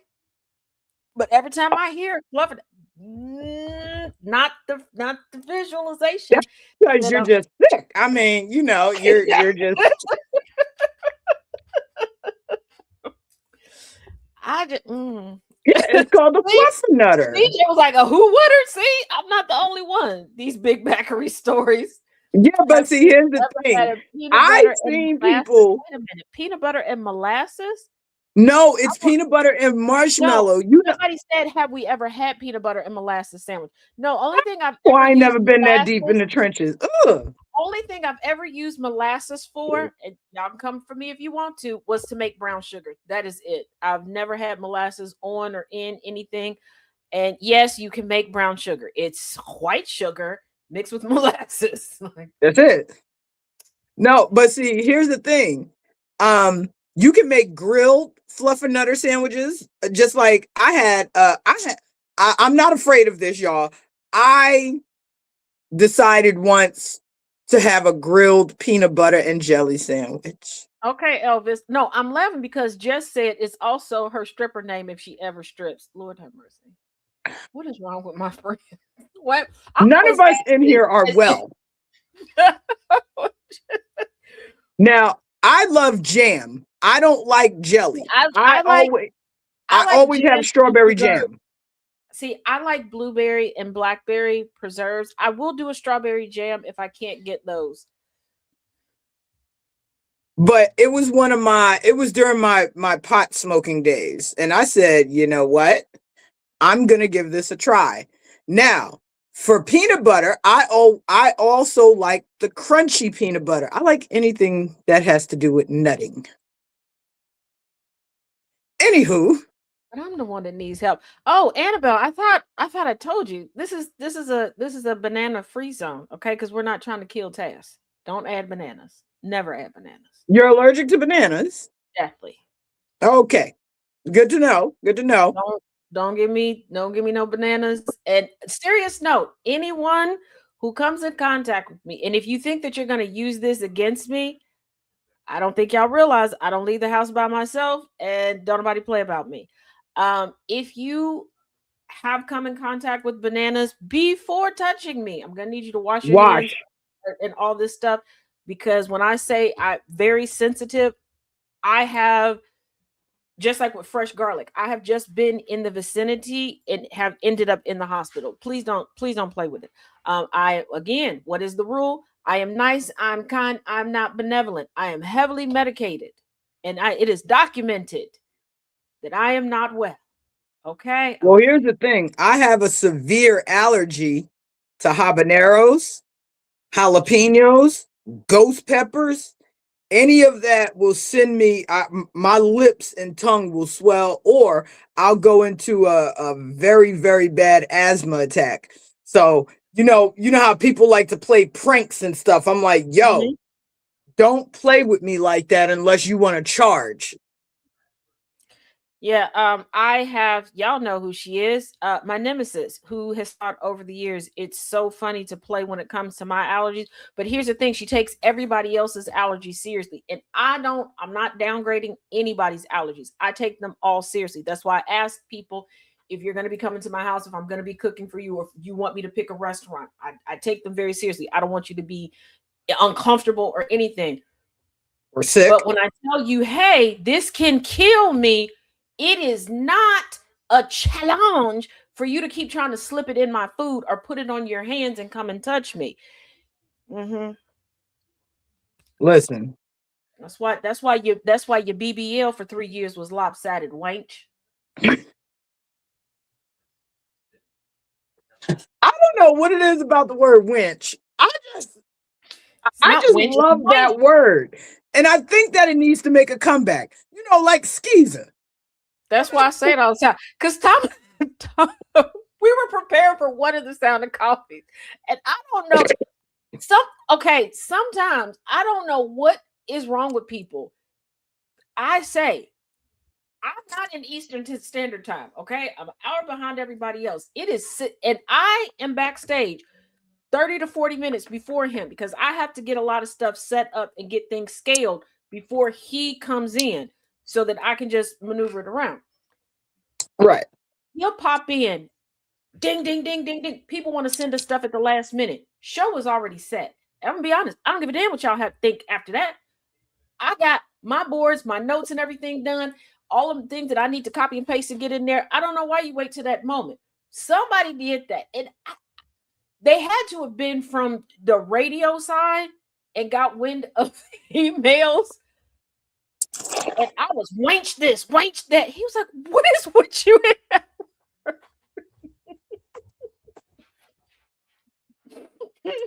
And I called somebody the other day a schizoid. A what? A schizoid. Nah, we just going to listen. There's certain words that need to make a comeback. Breezy, yamp, jump off, skeezer, winch, scallywag. Oh yeah. Scallywag. Now, them was fighting words. Scallywag is a scallywag used to be my word. Bald headed scallywag. You know, trifling skeezer. Those words really used to hit different. Oh, you know what else needs to make a comeback? Hoochie mama. Hoochie mama, yes. Hoochie mama. It just rolls so good. And then when you get mad at somebody, you like let it roll like from way back. Hoochie mama. Like, yes. I was talking about a scallywag today. Of course you were, Jeff. Scallywag. I hadn't thought about those in forever. Yeah, Tracina, see? Not the scallywag. Listen, yes. Like, calling somebody, you bald headed scallywag. Ooh. Trick. You go. Oh, that trick ass bitch. Ooh. Yeah. You know, I used to call people trick ass dust mites. Why dust mite? I don't know. A trick ass dust mite. Wait a minute. Annabelle says, I never heard the term. What does it mean? What term? Scallywag? Which term? I mean, scallywag's pretty self-explanatory. None of them are pleasant. No. Different ways of calling somebody a bitch. Right. Like a jump off was a hoe. A breezy was a hoe. A yamp. Oh, yes. Same Ooh, thing. chicken head. Chicken head. Chicken head. Oh, head is scallywag.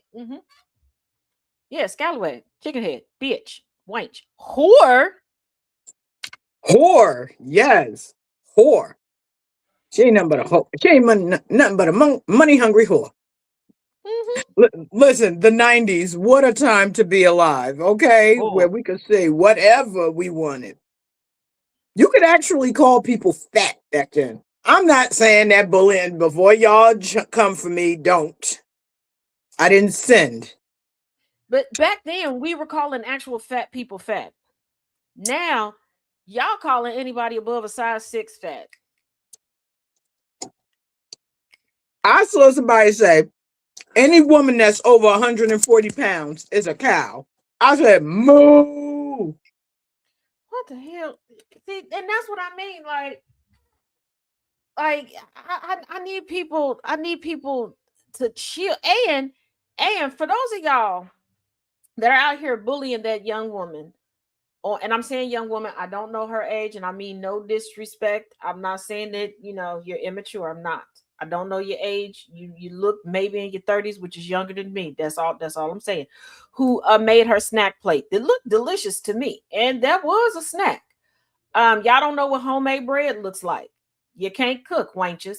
And y'all want to try to bully her because she's curvy. She's also beautiful. That's your problem. Right. That's your problem.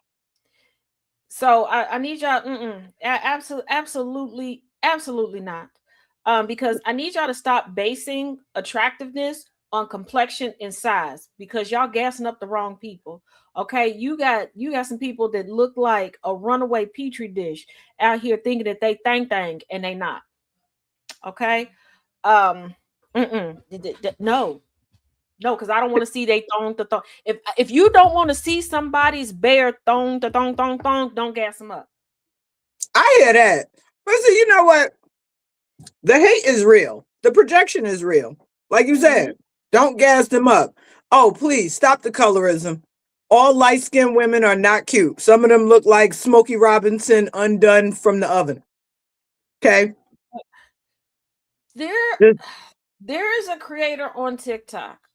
Now, again, there are people who still do identify as androgynous. Keep in mind, grew up through the 90s and everything. There were people before I knew what non-binary was, I knew about androgynous people. Okay. There was an individual on TikTok that I thought was androgynous. I'd never said anything. I was just enjoying their little dancing two-step content when it would come across my FYP. Okay. And they were always turned to the side. Part of the reason why, just the androgynous. And I like the little 1-2 step. Okay. Finally got a chance to see them and hear them talk. First of all, Sister Cat, there's a whole lot of confidence. Whole lot of confidence when you sound like you were born smoking a carton of Camel cigarettes unfiltered. Okay? No menthol. Okay? Not even powdered menthol. All right? And you got one of the crispiest, thickest beards I've never seen. And I like a lady with a beard. Okay. I wish I could find the two bearded ladies that I used to follow on my original account because them shits, they had the good beards. They had the little glitter in there. The one used to put like little barrettes and stuff in it. Beautiful. Do the makeup, wonderful. But your beard is long but not connecting. It is confusing. When I got to see your full face, I don't understand how the dots didn't get connected because you got enough hair that they should be automatically connecting the dots. How some of your hair follicles show up to work and some of them call out sick and some of them just no call, no show. And you got the nerve to go out here and say that Jasmine Croquette is ugly? Like I can't see. Girl, I got 300 pairs of glasses. I may not have the best vision, but I can vision enough to see that you should quiet on the creek. Okay? I'll tell you like this. Speaking of people who love to hate, now, Taz, you have seen, and other people who have been through my page, y'all have seen that I can either put on a tux or I can put on a gown. Yes. I had a stud come in my inbox, me, the dread empath, and say, you're not a real stud because you're wearing gowns and makeup and whatnot, and you need to pick a struggle. I said, honey, the only struggle I see is your face. First of all, do not come here unless I send for you. If you look like DMX in a dress, that's your problem. But I can do both. I can, I shall, I will continue. And please, dear, make no mistake that whether I have on a tux or a gown, I will wear my little equipment, or not little, sorry, my big friend under my gown, lift that bitch up, bend your woman over, and I'll rename her Origami because I'll fold that bitch up. I mean, I don't know. It's so weird. Like, and first of all, okay. I don't know if it's just me. I don't know. Maybe it is. It possibly is. Why are there every year? Why are there new rules to gayness? Okay, because I remember growing up. Okay, if you like the same sex, gay, boom, pow. How you displayed it or didn't display it, completely up to you. The rule was you like girls, you just tell people you like girls when you're ready. You like boys, you tell people you like boys when you're ready. You didn't have to have the wardrobe. Okay, if you want to wear nothing but pants and Doc Martens, do that. If you want to wear some dresses, do that. If you want to mix it up every other day, do that. Nobody cared. Nobody. Now all of a sudden, you got to have a dress code. The dress code got to be color coded for the days. You got to have certain haircuts and shit. I'm not keeping up with that. Okay, you Okay, have I barely keep up with my notebook. Taz, baby. Now, I might catch some hate for this, but it's all right. Sometimes, and I'm gonna hold your hand when I say this, sometimes our community does a little bit too much. Yeah, because They do a little bit too much. For instance, a trans woman, okay? For those of you who might be unfamiliar, a trans woman is a man that transitioned to a woman, meaning they were born with male genitalia and they transitioned to a woman. Trans woman goes into a fertility clinic and they tell her, I respect pronouns, I respect them. They tell her, we cannot help you. You do not have eggs. You do not have a uterus. You do not have fallopian tubes. We cannot help you. Said transgender woman wants to sue the fertility clinic for discrimination. Get out of the people's get. you know what? That it's just like what I came across, because I wake up at weird hours and just start scrolling stuff. You know the movie Glass, right? It's a real condition though, brittle bones. There's a couple. Both of them have this condition. They want to have a baby. This baby will be born with this condition. But of course, it's pretty obvious this woman cannot carry this child.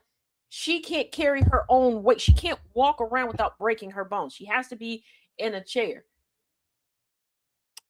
They're on TV upset because the doctor is trying his hardest to be respectful and explain why this can't happen. And the lady is like, well, I understand who I am and what I have, but why can't I do this?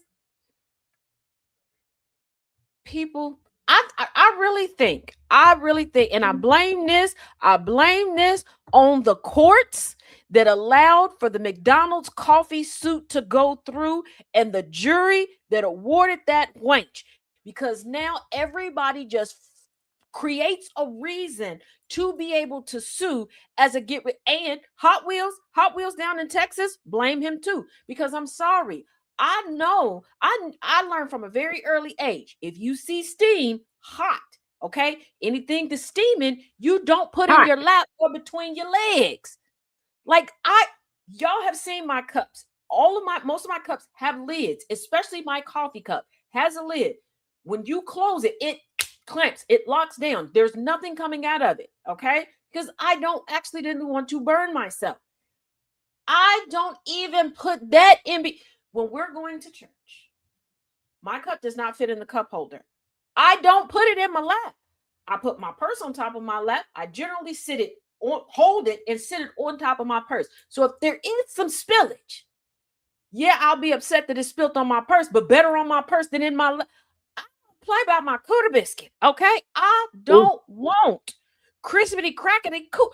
Like, and I blame that particular jury, because when that woman went to McDonald's in a car, got the hot coffee, instead of putting it in the cup holder, put it between her legs and started driving, and it spilled on her cootie cat.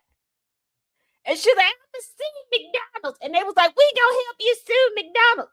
That was the catalyst. That right there. Okay, Infernal. According to the story, they say that coffee was like scalding hot. However, this is pre-iced coffee days, okay? Iced latte days, iced mocha days, okay? You went and ordered a coffee. It's hot. That's like ordering a salad. It's got lettuce. You ordered meatloaf. It's got meat. Yeah, but hold on. In front of I love you, but let's take a look at this. Should she have won? Yes. Look deeper at the court details. Should it have been that much money? I did look at the court details, and looking at the temperature that it was, meaning when she touched that cup, she knew how hot it was. I need y'all to understand premeditation. She chose to touch that cup instead of put it in the. It's not like, oh, it was in the cup holder and the cup holder didn't sustain, or she touched the cup and it was so hot it melted through the cup down onto her lap. She chose to put it there. I want y'all to think about it. If you hear, hey, Taz went and made a cup of coffee or went to Starbucks, Dunkin' Donuts, whatever, and got a cup of coffee, sat it in her lap. After she saw all the steam, felt it on the cup, and I burnt up my cooter biscuit, how sympathetic would you be to me? I need y'all to understand But Annabelle just said she had third-degree burns and needed multi-skin grafts. I'm not minimizing her injury. I'm not minimizing how hot the coffee was. We're saying that it shouldn't have been in her damn lap. Why are we minimizing her? First of all, white people, come to the front. I'm about to say something. Y'all gonna get mad, but y'all need to learn these lessons. Are we going to act stupid and act as if white people will not injure themselves for a payout? Because anytime somebody gets injured, who is the first ones in somebody's face in the comment section going, ooh, they about to get rich, as if, and this is what that woman learned. The majority of that money went to reconstructing her cooter biscuit. She didn't even get to walk away with it. This is why I say I need y'all to understand premeditation. You know a cup of coffee is hot. You have cup holders in the car. Why are you trying to make fetch happen?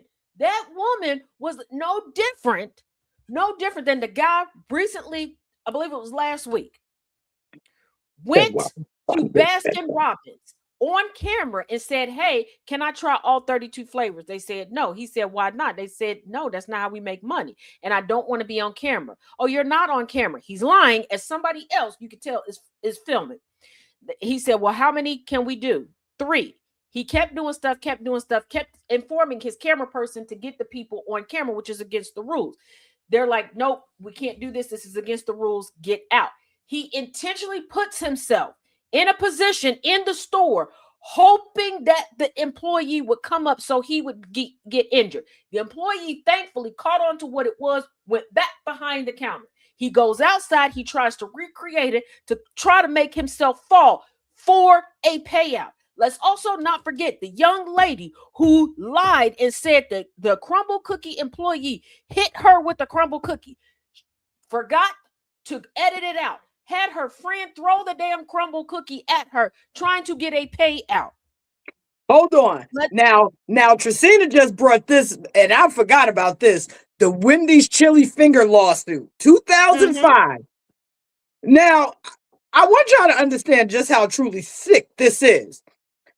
This woman's husband obtained the severed fingertip from a coworker that had lost it in an industrial accident, paid $100 for the fingers, and planned it to put it in Wendy's chili to extort money from them. Let's also not forget the people who walk around and have admitted it now on social media with Ziploc bags full of hair and actual insects to put in food to get it for free. Let's not forget the people who will have put their children in harm's way just to get something for free, not even a payout. And this is why I said that particular case was the catalyst. It was the catalyst. I wish they would have treated that case like they treated the Larry Flynt case. And for those of y'all are not familiar with the Larry Flynt case that I'm talking about, Larry Flynt tried to sue over something he did, something that was his own fault. He put himself in that position. And sometimes we just got to tell people, no different than people like to laugh and joke about Richards and Karens. I want y'all to realize they're committing fraud. They're doing what they're doing for the sake of theft. These are people that will fall out on the floor.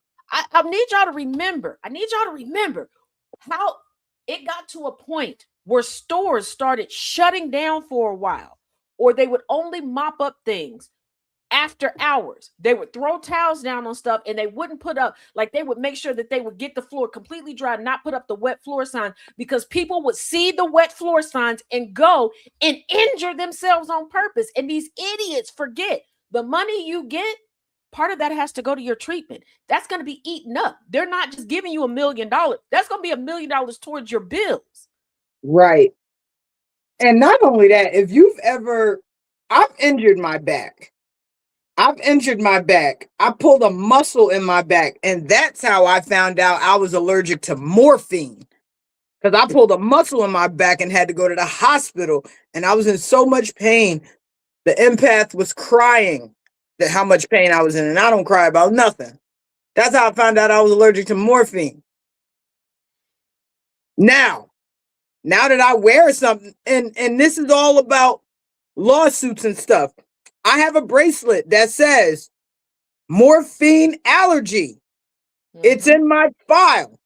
Severe allergy to morphine, which means if I go somewhere and somebody gives me morphine, I can sue the living hell out of them because it's documented.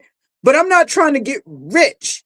But back injuries, like the fact that people will go to the extreme of having lifelong injuries for a few dollars, yeah, nah. Inferno, you're right. Horrible time, but it's a good thing I found out in the hospital. I wouldn't have had any grounds to sue that hospital because I didn't know. But like Chad said, it's a snowball effect. You know, you let somebody sue because they got burnt by hot coffee. Now you got a transgender woman trying to sue a fertility clinic for discrimination because you don't have eggs. Let's look at how many times, specifically white people, have preemptively sued so that they didn't have to do something. The woman who was like, I don't want to make websites for gay weddings. First of all, nobody hires a professional for those websites. You can go on the not.com. You just type in a little information, they create it for you. But she did that. She spent all of this money thinking that she was going to get a big payout, that she was going to be the new MAGA darling. It didn't happen. The bakery that preemptively sued to not make cakes for gay people because they thought that they were going to get paid off of this. The way people will injure themselves ridiculously. Let's not forget the woman that bust, and she was black, but bust herself in the face with a damn brick. Oh, yeah. Like, let's not pretend like these things don't happen. And like I said, that was the slippery slope. Sometimes we got to tell people, no, everybody's tired of, they're like, oh, we can't raise the minimum wage because it'll make everything higher. You want to know what's been making things higher? The fact that y'all let these Richards and Karens get away with defrauding companies. They go in there and go, it's broke. See, it's broke. And then you're like, you know what? I want her to stop. You treat them like you tell people not to treat their children with the permissive parenting. You're permissive adulting these people, and you give, those companies are going to make up for everything that they gave up for free. So that $5 burger you used to like is now $15 to $20 because they're giving out 3 free ones every other day. Right. Oh, I don't like this burger. Okay, cool. Did you have to eat it all before you complained about it? And see, I got friends that work in hospitality and the restaurant business, and let me tell you something. Anybody who works with the general public, whether you're a restaurant, hospitality, transportation, I tip my hat to you because, first of all, everybody's looking for a payout. The company I work for, people will get on the bus, they will get on the train. Oh, it's raining. I slipped on the bus, so I'm going to try to sue. You don't think, first of all, you don't think we have lawyers for that? That's one. Number two, it's raining. That's a natural occurrence. Yep. We can't control the rain. So no, you're not going to get $2 million because you sprained your ankle on a bus. And what gets me is, like, there have been times I have run the risk of not eating while out. Because there was one time Me, Chaos, and a friend of ours had gone out to dinner. We went to one particular restaurant. I tend to order the same thing at this restaurant. My friend orders the same thing. I asked, I just needed one modification, and that is the sliders, make them plain. Don't put anything on them because all of the add ons I cannot have, but I can have the everything else. Person did not listen. And I'm like, I hate to send it back. And I'm like, I was gonna just scrape it off, but it had soaked into the bun and everything. And I'm like, I'll set them to the side. He can eat them, she can eat them, whatever. I'll just eat the fries, whatever, whatever. My friend said something, sent it back, came back. And I'm like, okay, I feel like you're being vindictive at this point because I understand you get so many people BSing. So for those of us that really do need some accommodations, we can't get them. We're not taken seriously. And then we're terrified to even say anything. But again, that goes to the general public. And I'm not talking about the workers. I'm talking about the rest of y'all. All of y'all that are like, they know when to do that. They better not do it around me. They do it around you all the time. And you sit there and you don't say anything. You take a video, you put it up and go, well, I would have said something, but you're not going to. And here's the thing, again, it's part of the litmus test. What you sit back and watch happen to somebody else is going to become your regular, degular, schmegular thing. I agree. Speaking of which, oh Lord, Taz, did you see the video on the cruise ship? Yeah. The lady with And the feet. I With the sent out a feet. bunch of text messages and a bunch of emails because for a long time, people was making fun of me for having 2 sets of silverware that I keep with me. And people are like, that's ridiculous. Why do you? That's why. That's why. That's why. I'm going on a cruise in September. In 60 days, I'm going on a cruise.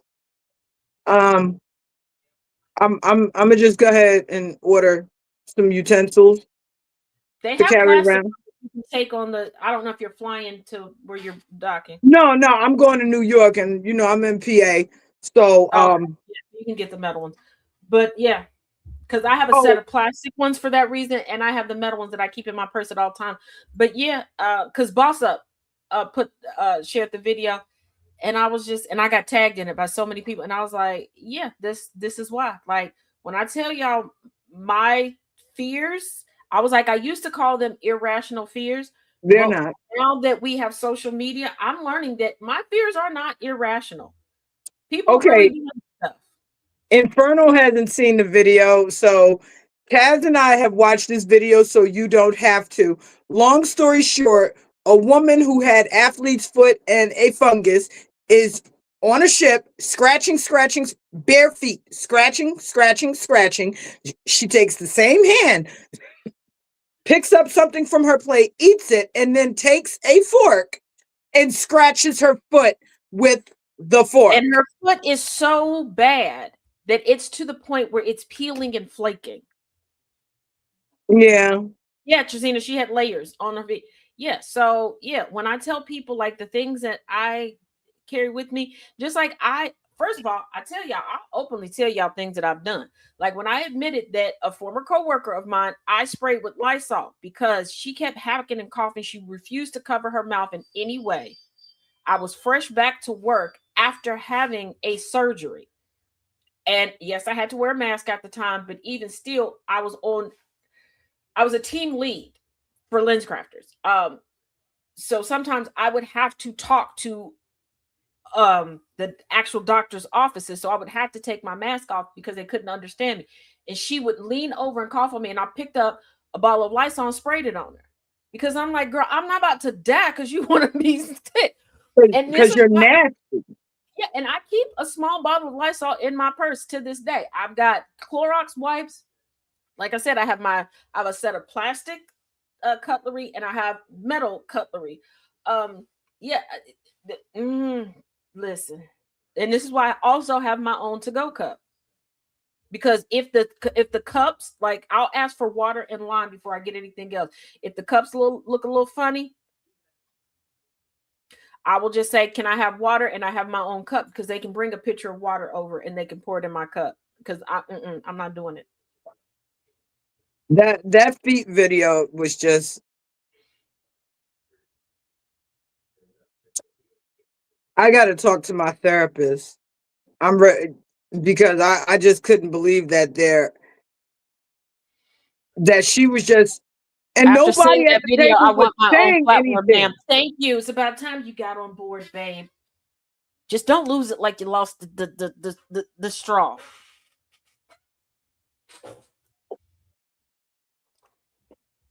Cause like And nobody said anything. Like, you're sitting there recording. I'm that person. I would have been snapping my fingers. Somebody need to come over. Look, And here's the thing: look. on a cruise, what you're recording that could be your silverware the next meal. And that's why I said, okay, I'm going on a cruise in 2 months. 2 months to the day, right? Today is 20. No, right. I said, okay, if I didn't need any other reason to now start carrying around my own cutlery, that video did it. Yeah, because I I'm telling you, and this is what I mean by when I chuckle when folks are sober. Yeah, I match energy. They know not to do that around me. We got too many videos on the internet. They're doing it around most of y'all. Y'all just not saying nothing. Like miss me with that. Like y'all, you're not gonna. I'm the type. Oh, baby, because I will have to tell y'all about encounters because somebody asked me this the other day. They was like, "Oh, I don't believe you. You don't have they're like, you don't have pictures or videos because in the moment I'm doing stuff about it. I am horrible about remembering to pick up my phone because I'm in action. Dog, Right. baby, when I tell y'all I'm a snitch, I'm not ride or die. I'm ride or slide. I'm telling on you. I'm turning state's evidence on your ass. And Look, I'm not going he to be like, calling the hey, cops, I'm y'all. walking over. Excuse me, Porter, come here. Come here. Come You gonna see me in somebody else's video, but I'm not gonna have a video of my own because I am very much so in the moment. I'm snitching. Look, she's Mhm. she's calling the cops, the white ones, okay? Right. No, listen, I had a little encounter at the supermarket today. You know, and hey, I ain't putting no disclaimers, okay? If you're a fucked up white person, you know that you're a fucked up white person. If you're not, then this ain't for you. That's the only disclaimer I'm giving. So I'm in ShopRite doing my thing, and I'm looking in the frozen food section like, what do I want? What do I want? And some old rickety ass white man is standing behind me, and I'm like, hmm. And I kept right on going because excuse me exists. It's two little words.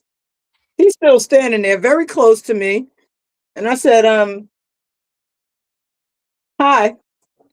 He was like, you do see me standing here. It was a slow turnaround. I was like this. I said, I sure do, sir. What do you want? Well, I would like to. I said, well, excuse me works. Excuse me will always work. And Mm-hmm. you could just move when you see somebody. I said I could. I absolutely could. Your entitlement says I could. Your privilege says I should. But common human decency tells me that I am fucking not. He And was not happy. it's funny when we were at the store. He was on one side, I was on the other. And there was an older black woman in the aisle with me. I think she was on the phone. I think. And as I got ready to walk past, she was kind of turned cat a corner. So I could tell she couldn't see me. And she reached over to get something off the shelf. And as she did turn around and she go, "Oh, I'm so sorry. I'm so sorry." And I said, "No, no, no, no, no. You're fine. You're fine." And she goes, "No, no, no. I'm so sorry. I didn't mean to be in your." I said, "Once again, you're You're good. you're fine." But the fact that because she's doing her shopping, I'm the one walking down the aisle. And I wasn't in a rush. I was just looking around because, like I said, they had a sale going on. So I'm looking around like, okay, what's on sale that we need or we want, whatever. But difference, older black woman, older than me. She's my elder. She's overly apologetic. The white man, you could have been swallowed. You could have been swallowed up. You should have been. Swallowed. Have you ever been I was like, I really had to tell them people in my head, we live in the Commonwealth. Because I turned around like, Yeah, that's the thing. I'm gonna oh tell you, I'm glad I no longer live in a my Commonwealth. Because I'm like, God. Commonwealth of Kentucky was holding me back from my full potential. Because there's so many times I had to remind I'm in a Commonwealth. I am in a Girl, Commonwealth. these Commonwealth states, we really got to remember. I'm in the Commonwealth. I don't have dreads. I got wicks. Okay, I got Right. wicks. I'm going to prison. I gotta relax. Right. I'm just like, there's so many times I was like, in a Commonwealth. Who do not go to jail here? I'm in a Commonwealth. Who then? Like, like, That's why what was that lady's name from was it? It was one of the Real Housewives shows. oh Lord, oh God. Phaedra, her is a husband or ex-husband. They was connected some way. When he had to do his prison time in Kentucky, because I saw a press conference and he was like, yeah, I'll be all right. My wife will be visiting me. I was like, oh, no, she won't. No, she won't. You in the Commonwealth. She ain't coming down here. She ain't coming down here.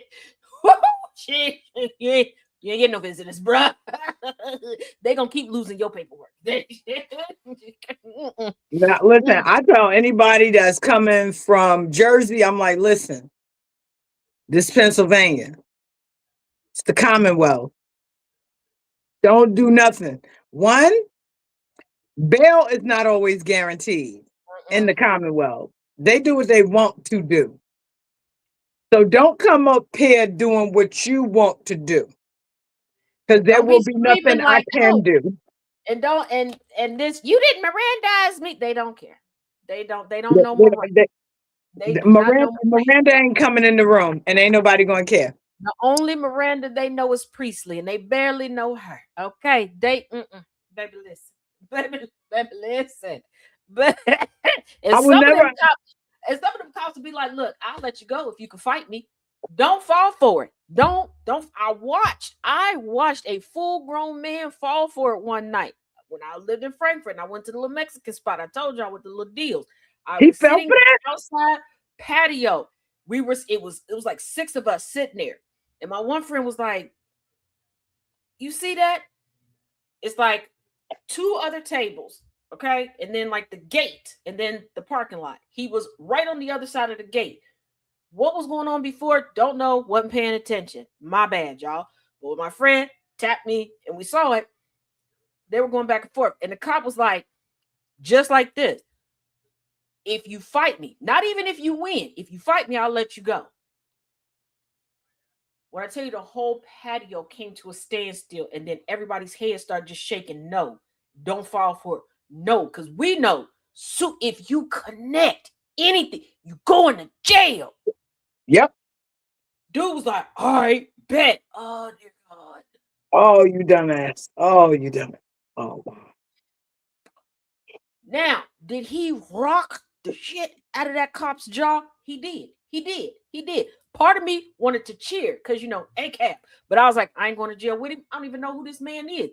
So I had to like quell my excitement. Okay, so I just started focusing on my nachos at that point in time. Oh, what kind of nacho? Were these four? They were shrimp nachos. They were really good. These four other cops, I don't know where they came from. It's like they just walked out of the darkness on like some True Blood stuff and arrested him. And we were like, yeah, we knew this was we ain't gonna never see you again. I'm pretty sure he's still up underneath somebody jail.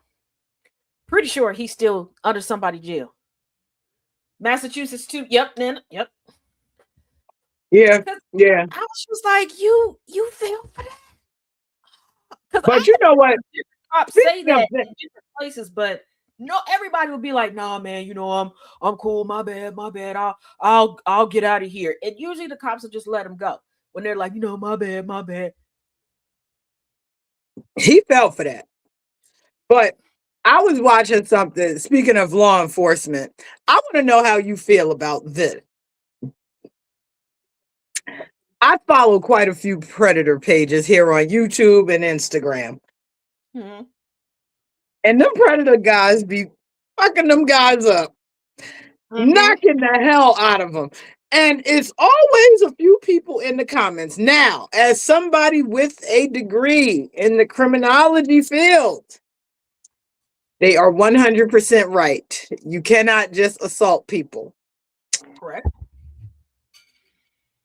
But the hood side of me that sides with the victims is like, clean their clock every time. Every time. Here's the I thing. didn't see nothing. Go ahead and rock them. My thing is, my only quib with those channels is please stop recording your assaults. Record going up to them. Record turning them over to authorities or whatever. Stop recording the assaults. That's my thing. Because that holds up in a court of law. And I get why they do it. I get why they get away with it. Yeah. I get why they get away with it, because what are you going to do as the predator? Are you going to call the police and say, these 4 guys just assaulted me, come here now? And then these 4 guys say, hey, he was on here trying to meet a 13-year-old boy or a 12-year-old girl. That's why we assaulted him. Okay, so now everybody's going to jail. And speaking of those predator pages, because I realized at the start of the day, Uh-oh. has expired, I can give y'all a tip. Now, there are, before the To Catch a Predator pages and everything, there were law firms, district attorneys' offices, sheriff's departments that would hire different people to pretend to be teenagers online, to initiate conversations with people, to say things like, oh, age ain't nothing but a number, just jump into people's DMs and inboxes. How do I know? Because I was asked to be one of those people. I didn't agree to do it because I didn't agree with the tactics. I don't believe that anybody should be engaging with a minor. All of the, well, the minor pursued me is not an excuse. I just didn't feel comfortable with entrapment.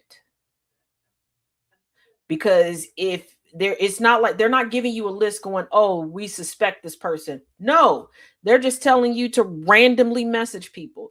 That you could scroll, see somebody, and then in your fake account, go in and just start a conversation with them. I wasn't down with that, but yeah. Okay, so speaking of which, this story that has social media by the short hairs about this 13-year-old girl who snuck this young man into the house, and the mother shot the boy in the back of the head. Taz, when I say I'm seeing grown people call a 13-year-old girl a little bitch, a little whore, she's fast, she's grown, and I'm like, okay, I hate this case. I do. Because now it's coming out that this young man is maybe on the spectrum, autistic. He's not all there mentally. But here's the thing. There's a similar there actually, because people are also trying to vilify the mother. Then, well, he was shot in the back, he was trying to get away. Y'all didn't say anything about the white father that hunted down the person and killed them. Person that completely got away. He hunted them down. Nobody said that about the white daughter. Nobody. Nobody's also saying that the white daughter is fast, a whore, all these things, when the white mother forced the daughter in another case to give birth to the stepfather's child after the stepfather had been molesting her. I'm going to need y'all to stop. And I'm going to say something that some of y'all might get in your feelings. I don't give a damn. Those of y'all that are taking the stance of all parties in this are wrong, you are a pedophile protector. You just want to cover the fact that you're a pedophile protector in plain sight, because there is no all sides to sexual assault. Now, can we, and I'm not saying give him a pass. His teacher has come out and said that he's not there mentally, and she had to have a conversation with him about girls. Here's the thing. Why is the teacher having that conversation? And if that's the case, if that is the case, because we know people will come out and try to give excuses to the victimizer should they lose their life. If he would have survived, I always have to ask, would people be saying this? Number one. Number two, if that were the case, how come the parents weren't looking for him at 1:00 in the morning? Because, Taz, in the African American community, we tend to look the other way when our children have mental illnesses or mental defects, and that's real. Here's the thing. There is a subset of the Black community that does that, and then there's that subset that's going to treat everybody the same, where he would have been better acclimated. Because there was a couple of comment sections I found out about where people had brought up just what I said. And there were people, Black people, who were admitting like, oh, I didn't know that I was disabled until I went off to college. Oh, I didn't know that I had this ailment until I lived on my own, because they were treated completely differently. And they believed that it helped them acclimate better to society. But if the teacher is having to have a conversation with him, why didn't the parents? And if you're going to criticize, not you, Dre, but if people are going to criticize the mother, why aren't they criticizing that boy's mother or that grown man's mother? And he couldn't have been that downtrodden to know to hide underneath the damn bed, to run.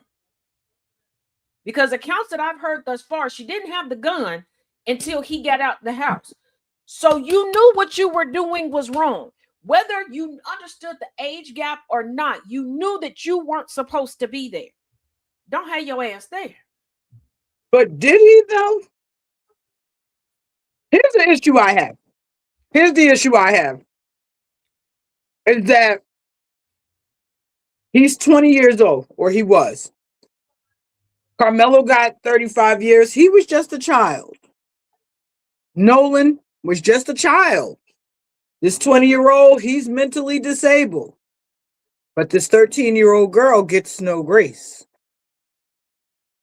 She gets no grace. No one is they're like, I actually saw someone say, yeah, that little bitch is the reason why this young man is no longer living. And I'm like, time out.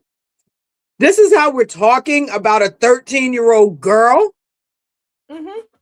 We're not going to talk about the fact that hypersexualism happens after trauma. Well, we don't know her story either, because apparently this wasn't the first time she snuck someone in there. Well, here's the thing. One, Black girls are raised. Unfortunately, far too often, Black boys are housed. And amen. I do edit this video on my TikTok page. Y'all can find it at TazJX on TikTok.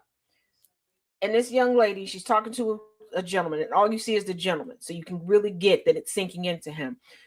When they say that girls mature faster than boys, we don't. It looks like we are, because once again, we're given responsibility and we're held accountable. Boys tend to be given excuses. But give your thoughts on that. I will be right back. I got to grab the door. I have said numerous times, same thing that Taz has echoed. Girls are coddled. Girls are raised. Boys are coddled. Had this, and you know what? Everyone has every excuse as to why this wasn't wrong. No one is saying that what the mother did was right. Well, there are a few people saying that what she did was right. Did she have to shoot him in the back of his head? Absolutely not. He was leaving. He was no longer a threat. Can I understand that she was probably frustrated with him or whomever who this young lady had been snuck into the house? But society as a whole, they are vilifying this young lady. She's 13 years old. I want everybody in here to remember what you were like at 13. Remember think about the shenanigans that your parents didn't find out about. Any of my elder millennials that were born in the 80s, my Gen Xers, think about if there were smartphones when we were growing up. Well, not only that, here's the thing. As women, as femme presenting individuals, we're constantly told we can't lead, we can't do this, we're too emotional, we're not mature enough for this, we can't handle this, we don't have good problem solving skills. So, what makes you think that a 13-year-old girl is going to be able to navigate the world better than anybody else when you're saying that as grown women, we can't do this? Also, if it's a man's world and men are supposed to lead and women are supposed to take a back seat, where is this 13-year-old girl going to have enough wisdom and life experience to navigate all of these things? And we're going to act as if women, grown women, aren't manipulated every day. So if this 13-year-old girl, if girls all over the country are able to manipulate grown ass men so much and be in control of them, how come we're losing autonomy and rights? If the girls, the minors, can manipulate all these grown men, don't you think we women would be better at it and we would be in control of everything right about now? Absolutely. But see, I pay attention to what people defend and what people try and justify. And one thing I'm seeing is men talk about, well, these girls are built different. You can't tell a 13-year-old, excuse me? I'm sorry, what? Yes, you can. Yes, you can. Once upon a time, me and a young lady, and I really thought that she and I were gonna. I thought that we were starting a friendship, one of those we gonna rock it to the grave type friendships. Okay, we had a falling out, and a lot of people really don't know why we had a falling out as bad as we did, because they didn't catch on to the fact that she won't give you details.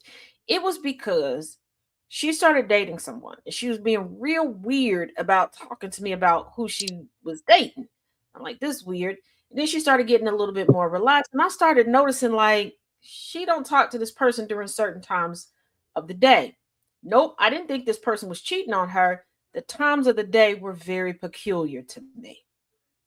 Come to find out, this gentleman was 16. And I'm like, ain't no way she didn't know that he was 16. When he had to leave from being with her, because of course he had a curfew, not being able to communicate or do certain things because of curfew, going to school, homework, after school job, all of these things. She had falling out because the mother knew something was going on and didn't know who it was. By accident, I stumbled across who the mother was. Legitimately, by accident, it was just a perfect storm. When I found out, I had diarrhea of the mouth. Every bit of information I had, I gave that mother. Not gonna deny it. If she sees this, if she hears this, yep, it was me. I never denied it. Nobody asked me. And I will do it again. I will do it again. No hesitation. But the amount of people who rightfully held her accountable, I was like, okay. Then fast forward a couple years.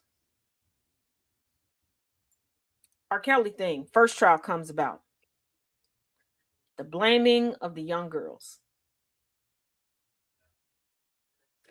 How can y'all keep saying that women aren't equipped for this, but y'all put all the accountability on females, on femme-presenting individuals, on girls, on women, but never on men?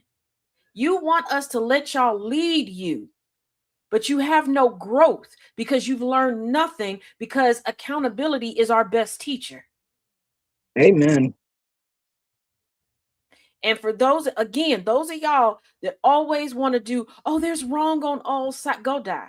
And I mean that. That's not GCPR saying that. That's not Dred saying it. That's me saying go die. Because I'm so sick and tired of y'all with this. You want to both sides everything because you don't want to come out and say, I support the creeps. Because you think that it's the status quo. Instead of admitting that your daddy was wrong for what he did to you, instead of admitting your brother was wrong for what he did to you, your uncle, your cousin, the family friend across the street was wrong, you decide, oh, that's just what I have to endure as a woman. Some of y'all, and I'm going to say this, You look at yourself as being less than. You think that you're not as intelligent as you are, not as talented as you are. So you think that you had to sleep with that boss to keep that job. You don't see yourself as a victim. And you think that by seeing yourself as a victim, that you have to forever be a victim. No, if you get robbed today, 6 months from now, are you still a victim of robbery? No, it happened on that day. It does not mean it defines you forever. And it is okay to say, hey, this person victimized me, but I conquered, I survived, I'm still here. Y'all refuse to do that, which means that you put in your mind, this is a canon moment, this is a rite of passage, and you create further victims down the line. And some of y'all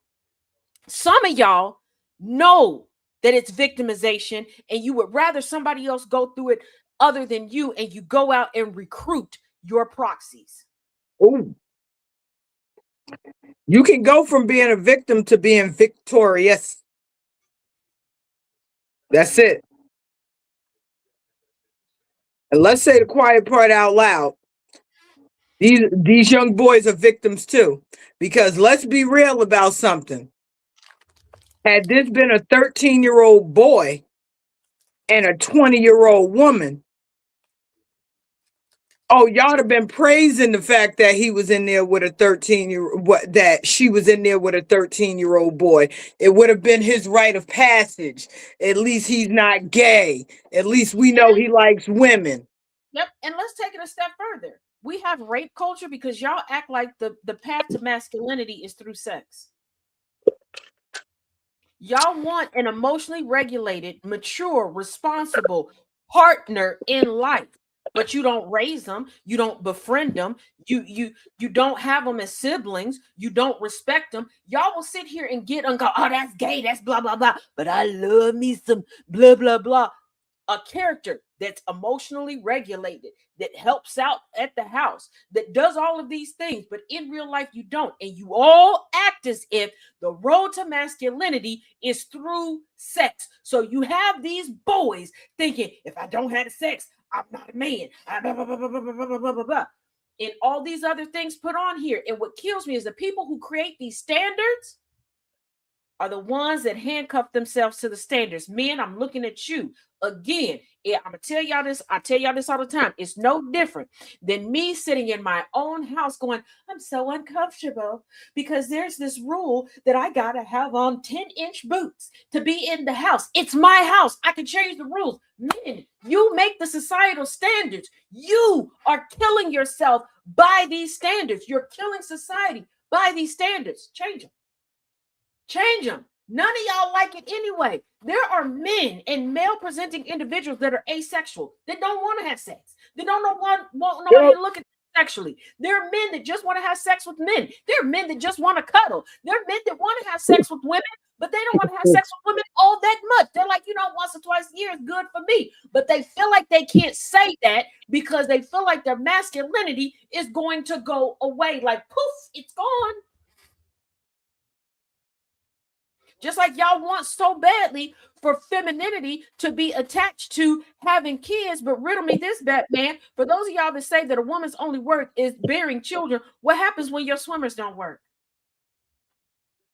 If you can't get your woman pregnant, is she less of a woman or you less of a man, or both of y'all less human?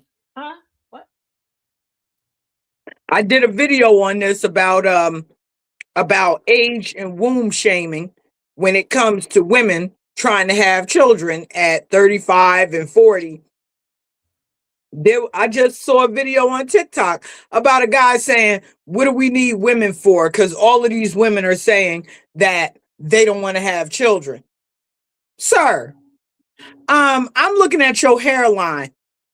I wouldn't want to have children with you either. Not to mention, everybody shouldn't have kids. Y'all sit here and go, I don't understand why these kids are being abused, but because just because somebody has boobs and those boobs can produce milk does not mean that they are maternal or nurturing. And some people are nurturing and maternal to other people's kids. Yeah, when it comes to they will not bond with their own. I have a friend. She is great. best babysitter you could get, best godmother, everything. She's great with it. She can't have kids. And she's like, I know this. She's like, the anxiety of being completely responsible for another person, not being able to take a break from them, not being able to go, you know what, I don't want to do this today. She realizes she can't do that. And I appreciate and commend her daily for recognizing that, because some people would be like, oh, you're so good with these kids. Stop telling people that. So Stop what? telling just because somebody's a good teacher, a good coach, a good babysitter, a good nanny, a good daycare worker, does not mean that they are a good parent. Being a parent is more than literally watching a kid for a period of time. Nobody else, when you're a parent, nobody else is making the rules for you. Nobody else is establishing things. When you are the teacher, the daycare worker, the nanny, the old parent, somebody else is laying down the law. You are there to watch, okay? Not to raise. Like, stop doing that. And also stop looking at people and going, oh, y'all married now when you're popping out the kids. Everybody don't need to do that. Just like everybody don't need to marry each other. There's folks right now plotting on how to take each other off the census because they done got married because somebody said that they look good together. And I really wish in the year of all things holy, sanctified, and in between 2026, y'all will stop telling people they need to be friends, be lovers, be anything because they look good together. You want to know who look good with multiple people? Jeffrey Dahmer and Ted Bundy.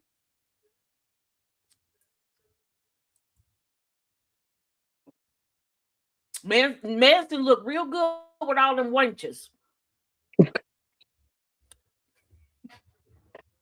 Yeah, with all of wenches. I can't. No, and you know what? I've ran into numerous people that I worked with, a couple guys that I'm like, oh, you don't have children. He's like, nope. When me and my wife met, we both decided we don't want children. I said, oh, she doesn't want children either. No, neither one of us want children. And you know what those guys did? They didn't tell her to go get her tubes tied. They went and got a vasectomy. They're like, nope, I'm not going to be the reason. And years later, I'm like, hey, y'all never, and I'm not even prying. I'm just like genuinely interested. Like, nobody changed their mind. He's like, no, I didn't change my mind. She didn't change her mind. We did not want children. We didn't have them. And here's the thing. I know That's we the always talk thing. about women trying to coerce men. I'm sorry, men always trying to coerce women when women are like, oh, I don't want kids. Women stop doing that too. And what do I mean? Because a lot of y'all will agree this man wants children. Oh, yeah, blah, blah, blah. Because you're looking at what you think his earning potential is, or what you think he brings home, and what you think he's going to spend. And all of you goofy heifers get into situations where you got kids you don't want, you can't stand. The man did not lie to you. He didn't want a wife. He wanted an incubator and a nanny because he wanted them kids and he wanted to be the fun parent. And you mad because you stuck in the house. You're not going anywhere. He's not taking you on date night, and you're not spending it up with that income that he's bringing home. Right. That's his money. Remember that. Right. Stop doing it. If you don't want to be a parent, don't. Please don't. Just like if you don't want to be in a relationship, cool. Don't. Don't, because the person that you think that you're going to manipulate into that relationship, y'all going to be miserable. And let me explain something to you. Different people deal with misery differently. Yes, they do. And some people are like, you know what? I'm comfortable here. I don't want to move none of this stuff. And I don't want to wait for you to move out. I don't want to argue with you. They will bury you in the backyard and cry and pretend like you missing. Or they'll just cheat and make you miserable. Mm-hmm. And wait for you to go. I know someone, and I hate to admit this, we're still good friends to this day. But the first 2 years of us being friends, I did not know that he had a wife at home. There were like 10 of us. We had been to football game parties at his house. Wow. All of it. 10 of us had taken trips, like week-long trips, all of us together. It was a mixed gender crowd. No clue. There was one night I had car trouble. Me and my kids stayed at his house for like the whole weekend while my car was getting fixed. no indication, no sweating, He had no a wife? go home. He had older kids that like because he's older than me. His kids were at the house. They came because his daughters came and brought me some clothes and my daughter some clothes, and his one son brought some clothes for my sons. Like I said, we weren't anywhere near home. I had no clue. Then I went to an event that his brother was DJing at. And his brother's wife give me a hug, da da da da da. And I'm like, where my homeboy, blah blah blah blah blah. Over there with his wife, yeah. And the rest of us, and I see the other people from the friend group, everybody, like people on the dance floor, like everybody looking at each other confused, like, you hit. And my one homegirl came over and was like, did you know such and such? What? I just found out.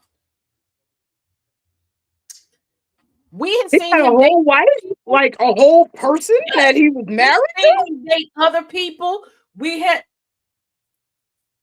he was single, and I'm married. Let me tell you something. It's possible to live a double life, and I'll leave it at that. I mean, when I found out, I asked myself, do y'all live in the same house? He said, yeah. Where's her stuff at? I'm trying to pray, but like I said, up and through the house. We done cooked together. We done had barbecues. The kids done been all up and through, done had sleepovers and stuff. So where was she? I'm intrigued. Where was she? What, you sent her away?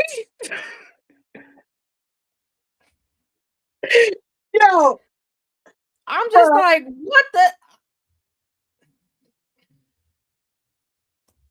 Yeah, evidently, she traveled a lot for work, and he would just schedule stuff when she was traveling. But I'm like, there wasn't any pictures there, like not even like shoes or a sweat, nothing. He was hiding that shit in the basement or the attic. Like when I tell you, my mind was blown, and then come to find out, the wife had like I told you, 10-person friend group, mixed gender, right? Wife zeroed in on me, like you had to be the one he was cheating with. No, I wasn't. No, and everybody kept telling her, like, nope. Like to me, that was big bro. Like I took a step back because I was like, whoa, you could have at least told me, like, Like damn, he ain't tell nobody. Rolled up on us, and I think she pinpointed me because I'm the smallest one out of this friend group. Because like the other women was some Amazons, and I was like, yeah, if she would have rolled up on us or anybody like that knew, I'm like, yeah, let's not do this. But yeah, She didn't want no smoke with them other ones. Yeah, but like I said, I was blown away because when I say like this friend group was tight, like full on. And when I say like cookouts at the house, like we all up in his kitchen cooking, we on the grill, like everything. I was like, what the? Like I said, when me and the kids stayed there for the weekend, wasn't no lady bath washer, nothing in the bathroom. That sounds like a snapped episode, honestly. Like, how? Okay, I live alone. Fine. Anybody come here, you don't know if I have women in here or not, because all you see is boy clothes. And it's me and my brother. So no one would ever know whether I was taken, single, married, divorced, nothing. And I work a lot. So you never would know. Like I said,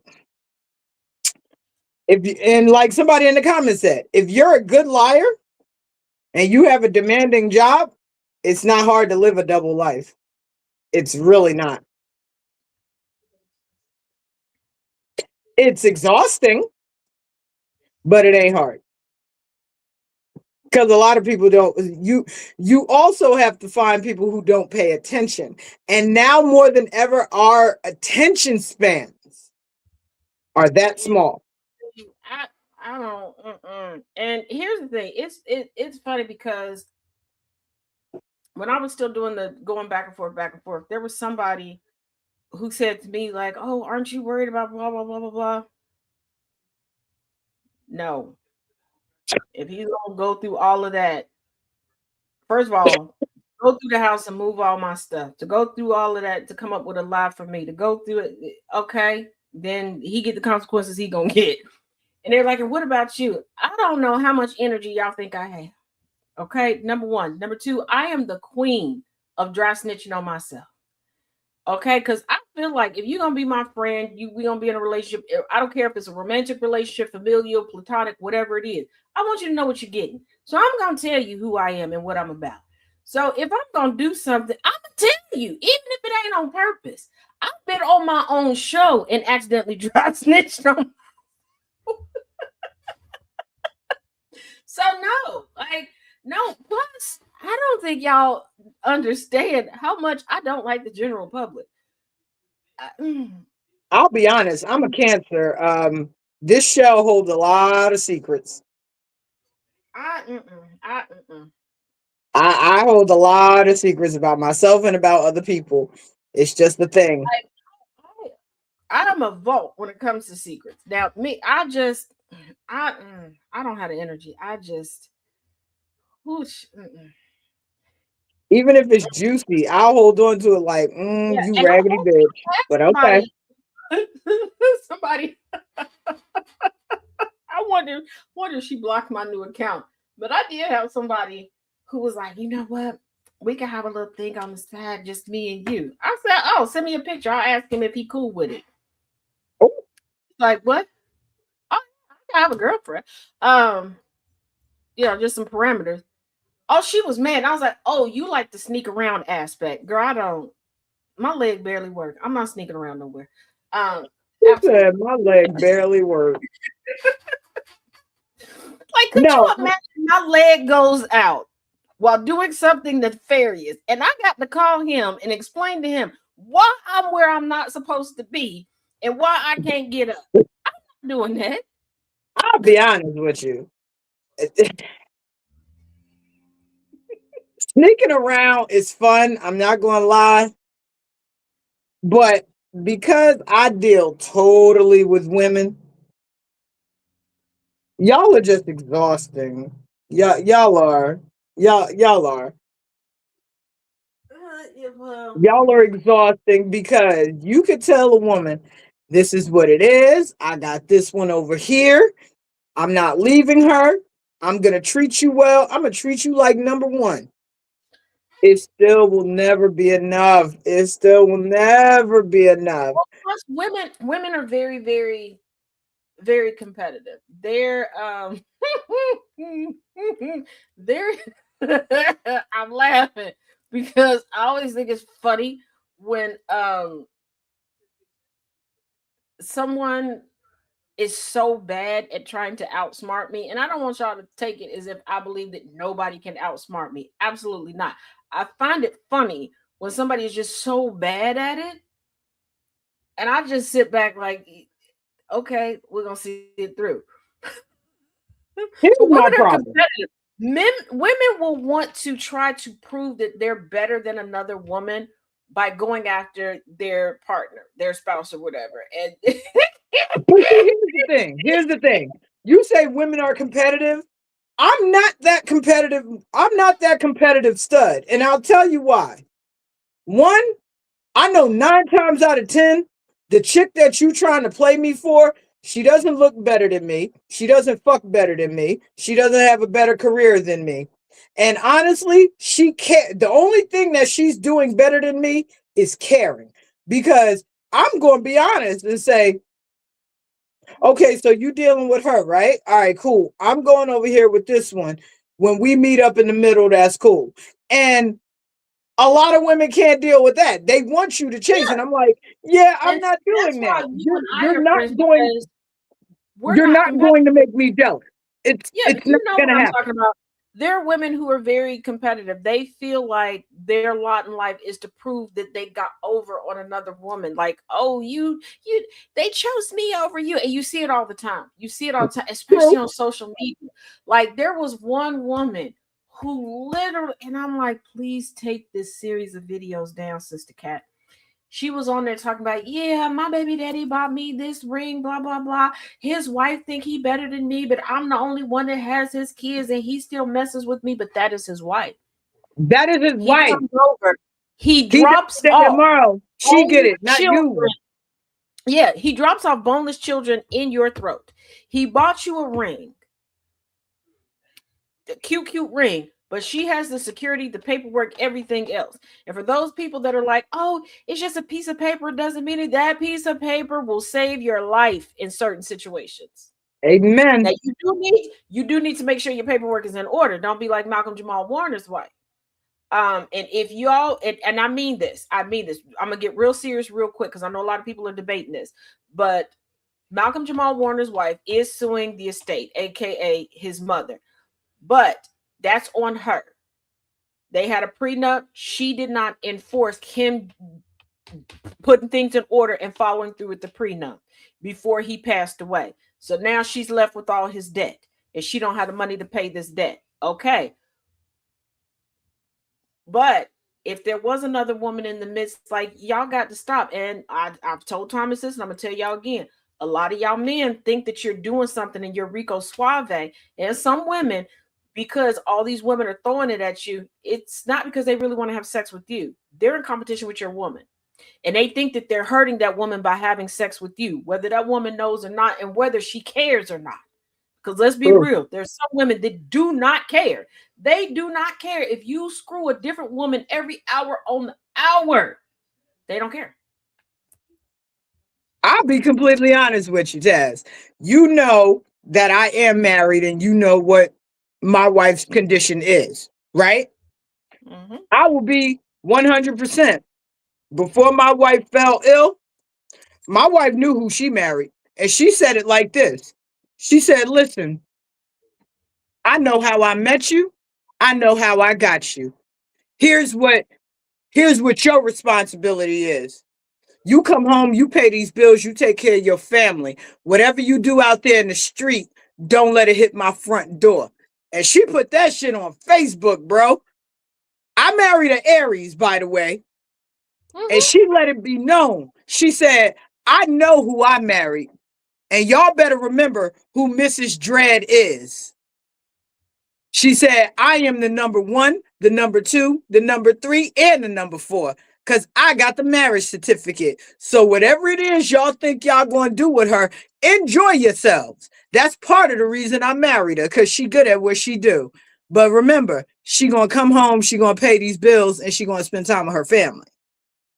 Yeah, I'm like, some of these people, I was like, you don't know what somebody's situation is. I know someone who folks thought that their marital situation was weird, but it was an asexual person who loved their spouse down.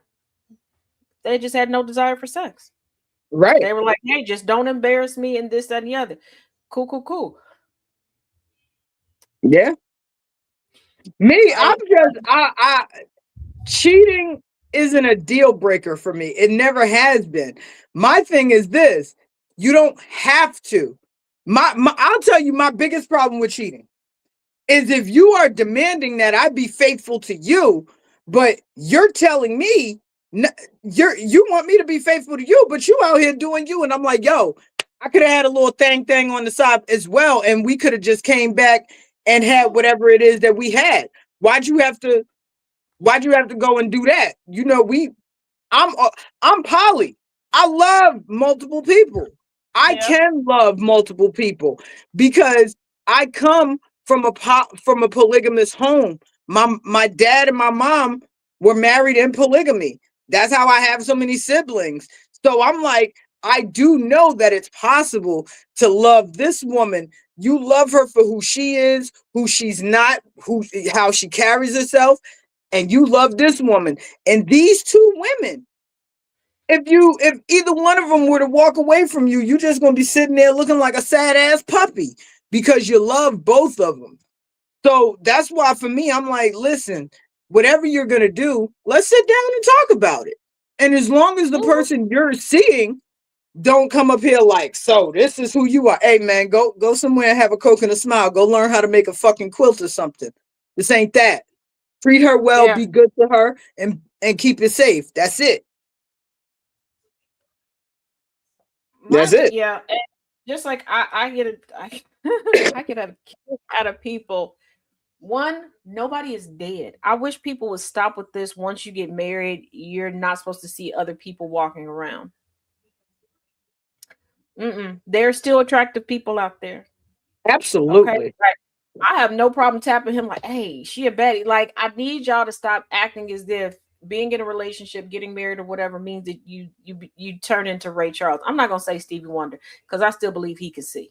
No Stop disrespect, it. Mr. Steve, but Why everybody saying he could see? Stop. first of all, I believe that he could see just a little bit. He might be legally blind. When I heard him describe how he could tell the race of different women.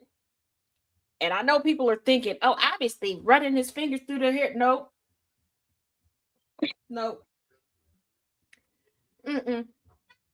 Somebody he used to touch their face because he can. Right. So, yeah, absolutely not. But, hey, General Gabbett. This concludes yet another wonderful, ouch.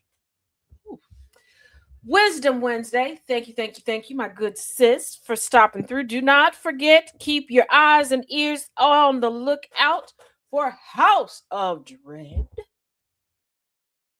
No perfect people allowed. Yeah. And Dread is gonna hit all of the topics as always. So Dread took a little time off and came through. Came through. So, as always, thank you. And for those listening in over the radio airways at GCPR.live or through our Android or iOS apps, and those watching and listening from all over social media sphere, thank you. And as always, each one teach one, each one reach one. I will check in with you all tomorrow. We're going to have a bit of Dragon Tales tomorrow for Think About It Thursdays. That's it. From the sound of coffee, yes, Mr. Dragon himself, Mr. Why Wednesday Confessional extraordinaire, okay? Mr. Turkey Dragon son himself is going to stop by. We're going to talk a little bit more about his infamous field trip. Why? Because we were talking about it. I'm intrigued. I got questions. I'm going to tell y'all about it anyway. So I might as well have the OG here to answer any and all of y'all questions. So we're going to do that. And do not forget to tune in for Fun News Friday. Who knows? Maybe Dread will pop in and join us again on Friday as we play Taz Roulette. Okay. I'm going to find something funny in the news. I mean, you can always find something going on in Florida, somebody getting something stuck up their butts or, something like that. Yeah, it goes down. But thank you, my sister from another mister. I'm gonna hop off of here because I do have to pop into class because I missed last week. Bye. Till next time. Turn the dial up, let the static fade away. We're building up the future, tracking every single day. Start the morning right, let the rhythm start to breathe. With the sound of coffee pouring, giving just what you need.